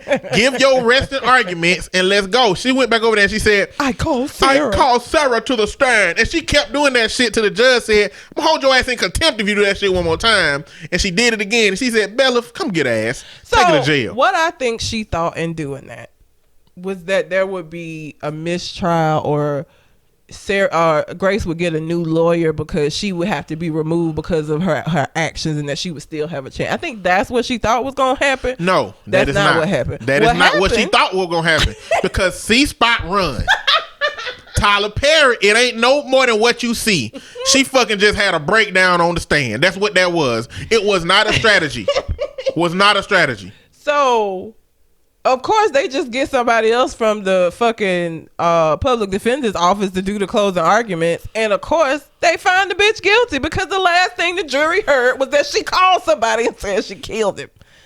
So Grace gets life, or I don't remember. They were supposed to come back for sentencing. That's what it was. And, old girl, the lawyer, she's sitting in her cell, and Tyler Perry come in there talking to her. And basically still being an asshole, telling her she fucked up, and Now, no, he did. He started off saying you fucked up, but it went in that asshole way. Yeah, it's like she had gained some of his respect. Because by the time he left, she said, fuck you. She did. And he was walking away, and Tyler Perry said, still got some of that fire even behind bars. And I'm like, what the fuck? Where did this version of this nigga come from? Why he ain't been encouraging the whole time? It always really irritated me. So the husband, that's a police officer, comes and he tells her, you need to apologize so you can get your ass out this jail cell. So she apologized apparently. Then they cut immediately to the two of them in the car. I don't know how much time has passed. She wants to go and check on Sarah. She worried about Sarah. Like, Sarah's probably feeling just as bad as I am. Now, for whatever reason, before they get to the front of the house, she say, you could just pull over right here. I'll walk the rest of the way. That didn't make no goddamn sense to me, because why the fuck would you do that? But whatever. So he drop her off. Tell her she'll see him later. She goes to Sarah's house.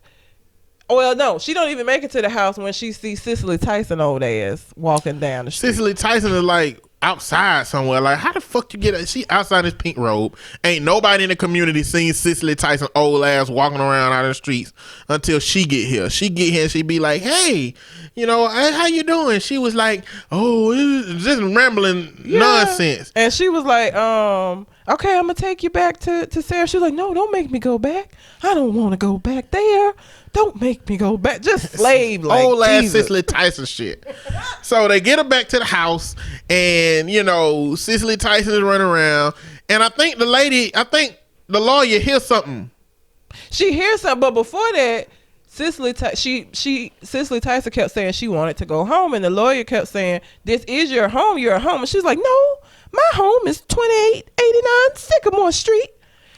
The lawyer flashes to when Grace was talking about the notary being at 2889 Sycamore Street, and it was this abandoned house. So now she's like, oh my God.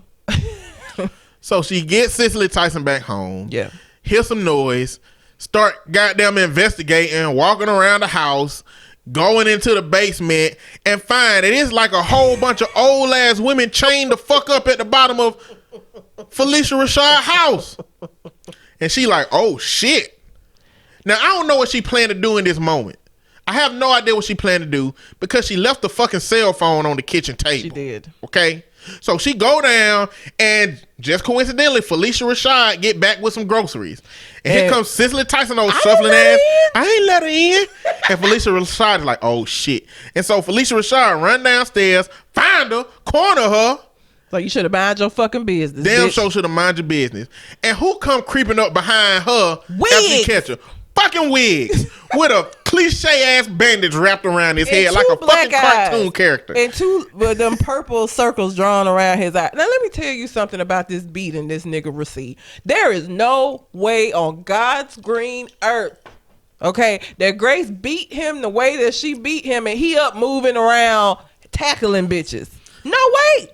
He Okay. would be brain dead. Even if he was still alive on a machine, he would not be breathing on his fucking own. I tell you that. Best case scenario, he should have been in a fucking coma.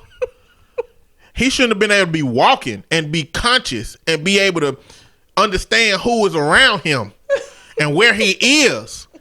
That's the kind of beating he got. That 50 Cent I'll whoop your head boy shit. That boy got his head whooped. I'm telling you, she swung that bat with all the rage of every slave, every that was raped by a master, every woman that's been abused in their life, every domestic violence victim, any woman that done had been cheated on, that's older with a man with a younger woman. She hit him 20 times with all of the energy of every wrong that's ever been done by a woman. You is not about to convince me that he was alive after that. He wasn't Then she alive. threw a lifeless ass nigga down the steps. That should have broke some bones. The neck being the easiest bone to break, that shit should have been dead on impact. But this nigga up, not only up walking around, he up enough to tackle her and get her. Didn't make no fucking sense. So from here, we go back to the husband. He is supposed to be arresting somebody.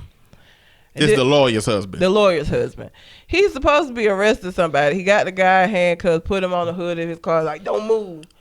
They call him and say, hey, you need to look at your computer. You're not going to believe this.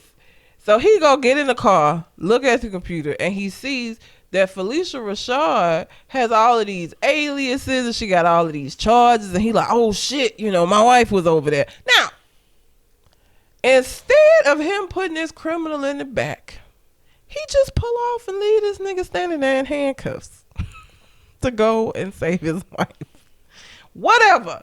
He gets to the house. He's knocking on the door. Felicia Rashad coming. Hey, how can I help you? He's like, my wife is in here. I know she is. She said I dropped her off here. Oh, she had been here.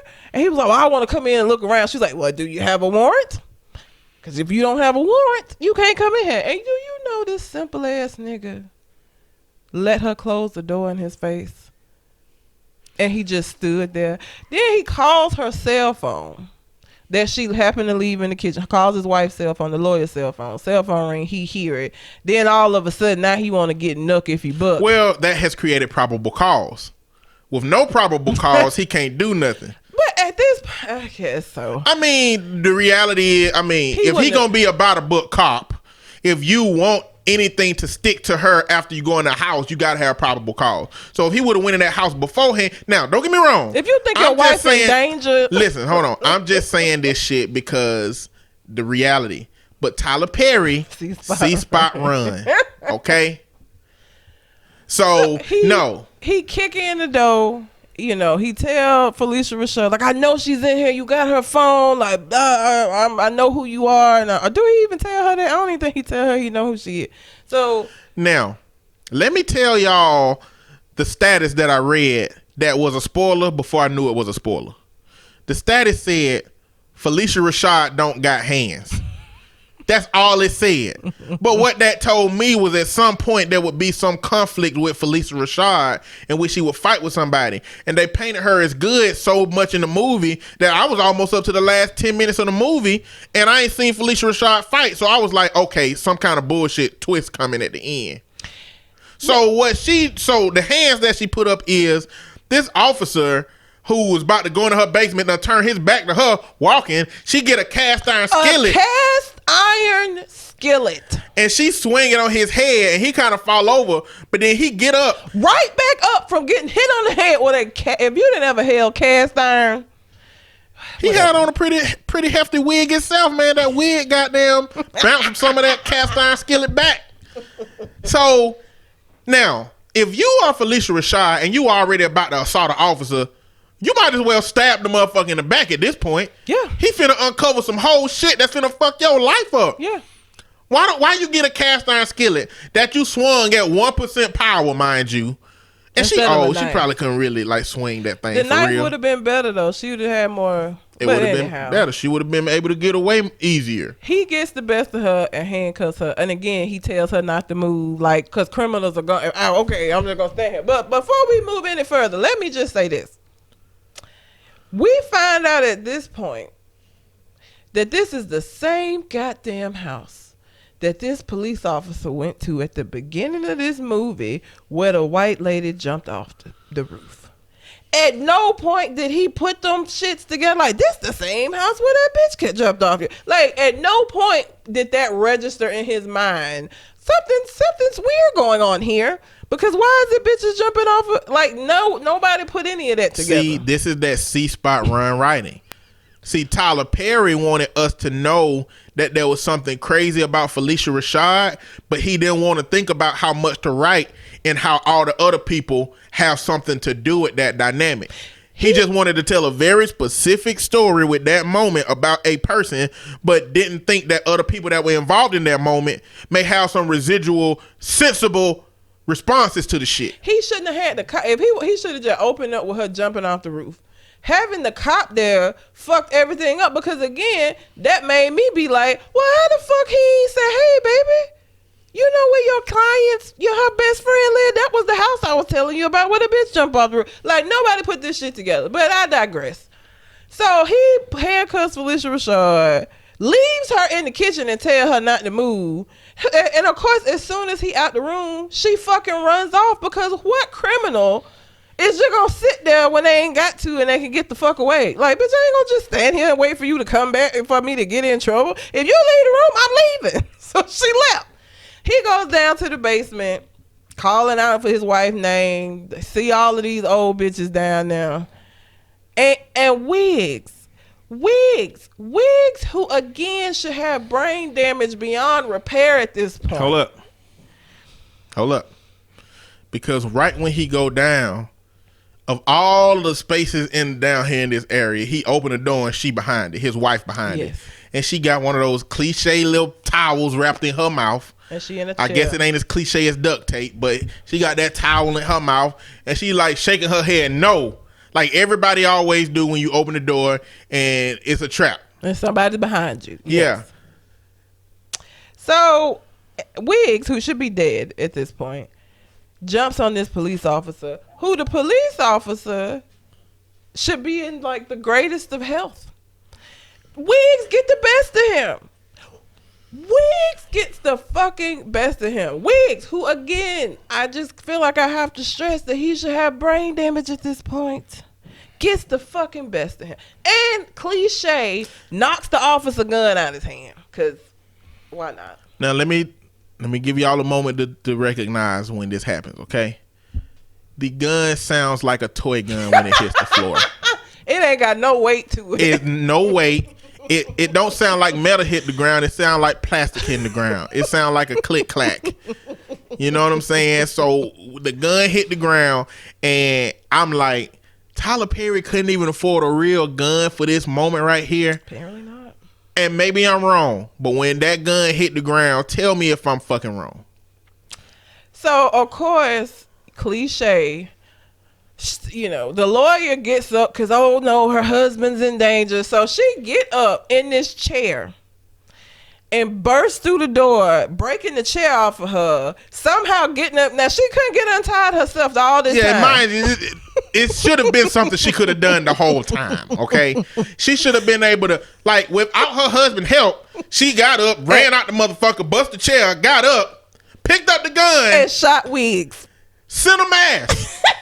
She shot Wiggs like she been fucking training to shoot somebody in the chest for years. When we know she ain't been doing shit but reading books in a goddamn library. Now maybe being married to a police officer affords you more opportunities to go shoot than you would if you were a civilian. She wouldn't have been hitting him center But ass, listen, though. this ain't Tyler Perry. This Tyler Perry don't got that backstory because C-Spot run. Okay? Tyler Perry's style of writing is C-Spot run. If it ain't overtly outlined, it don't exist. It don't exist. Tyler Perry just put what makes sense in the moment, in that moment. Now, I don't remember at what point, at some point, and it was before this, I think, at some point, Grace in her head put a whole bunch of shit together. No. It was when they found her guilty, and Sarah was in the courtroom with her son, and she was saying, it's gonna be all right, I'm gonna look after him. And she looked down and saw Sarah had this. He had a moon pendant on that belonged to Wiggs. Yep. And she saw it, and all these moments brushed back to where when Wiggs confronted Sarah about being in the house, they touched hands, and the pendant, and she was like, oh shit, I need to talk to my lawyer. Yeah. She figured it out. And so what it turns out is Wiggs is Sarah's son. And Wiggs and Sarah for years have been conning little old lady. Wiggs always go and play the suave nigga, and he con all of these women out of their money. And also she was also housing a bunch of women and getting their social security checks, which is why Cicely Tyson's mail was building up in her house, because she hadn't been there. Even though she wasn't declared deceased, the mail just kept coming to the house. So all of these women that was chained up was just social security fraud. That's all this was. This is a movie about social security fraud and the links that Felicia Rashad will go to get that money, and how she used her son to con women into getting money. And Grace just happened to be one of those women. That it didn't go the way that it was planned to go. Now, if you know anything about the Central Park 5 or anything about somebody that's been wrongly convicted who becomes acquitted, it does not happen overnight. So what happens is all of this stuff come out about Felicia Rashad and wigs, and that he her son, and they've been doing this for years, and he got a bunch of aliases, and he wanted in a bunch of states for polygamy and all of this shit. And like, what looked like the very next day, they back in court and they are freeing Grace. That shit does not happen that fast. Now, remember when I said that the police officer handcuffed Felicia Rashad and left her in the kitchen and was like, don't move, and she ran off? They never caught her.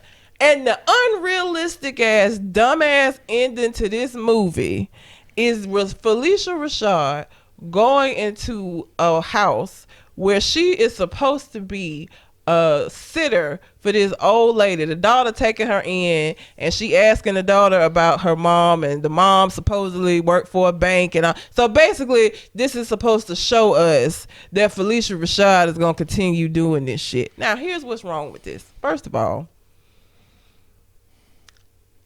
why would she even still do the same ruse? Like, you know they looking for you.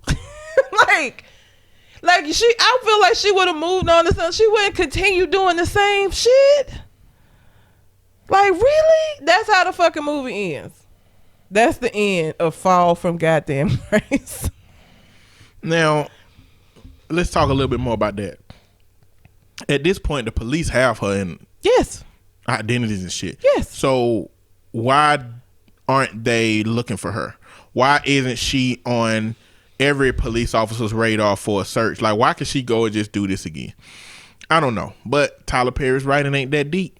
It's C-Spot Run. So I don't know why he chooses to write shit that have a level of deep to it. Family shit ain't deep. All the shit he do is family shit. When you start getting outside of family shit start getting a little bit more iffy. Now let me tell you about a movie that I feel like was the inspiration for this movie, but was done right. There is a movie called Double Jeopardy with Ashley Judd and Tommy Lee Jones. And in that movie, Ashley Judd plays a character who goes on vacation with her husband, and the husband comes up missing, and she gets found guilty of murdering him. And while she's in prison, she finds out that this motherfucker faked his death so he can go run off and be with her best friend.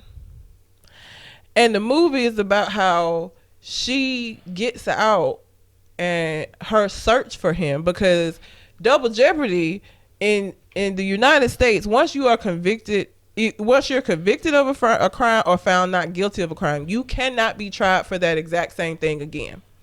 So because she had been found guilty of murdering him, she could really fucking murder him. He's supposed to be dead already. They can't try her for that murder again because she's already served time for that murder. So that's what the movie's about. Now that movie has depth. That movie has good dialogue. The plot is really, it makes sense throughout the movie. And I feel like that was probably his inspiration for this movie, because it's so closely, except for the husband wasn't running a scam. He wanted his own insurance money, which the kids got, and he wanted to run off with her friends, which he was able to do because he faked his death and blamed it on her. So if you want to see a good version of this movie, you can watch Double Jeopardy. Fall From Grace, and Tyler Perry's movies are all the same. The characters don't have depth. You have, you always have like a light-skinned black man that's like the good guy. You got a dark-skinned black man that's the bad guy in all of his plays. Now, Wiggs is not really light-skinned. He brown. He was darker than her husband, than the lawyer's husband. But just so many things didn't make no sense to me. It didn't make sense to me that the husband wouldn't have put together that this was the same house he went to where the lady got killed at. It didn't make sense to me that Grace wouldn't have been like, y'all don't even know this nigga was a con artist. He stole all this money from my job. He went and got a mortgage put in my name. Like, that would have started the ball rolling into them investigating the husband, and they would have found out all of this shit. But instead, what she decided to do was just roll over and say, I guess I'm going to spend the rest of my life in prison. I ain't even finna try it. Like, what? That made no sense to me at all. The lawyer's husband was the worst police officer I've ever seen in my life. He let 2 people get away. And he let a brain dead nigga overpower him. His wife had to come in to save him.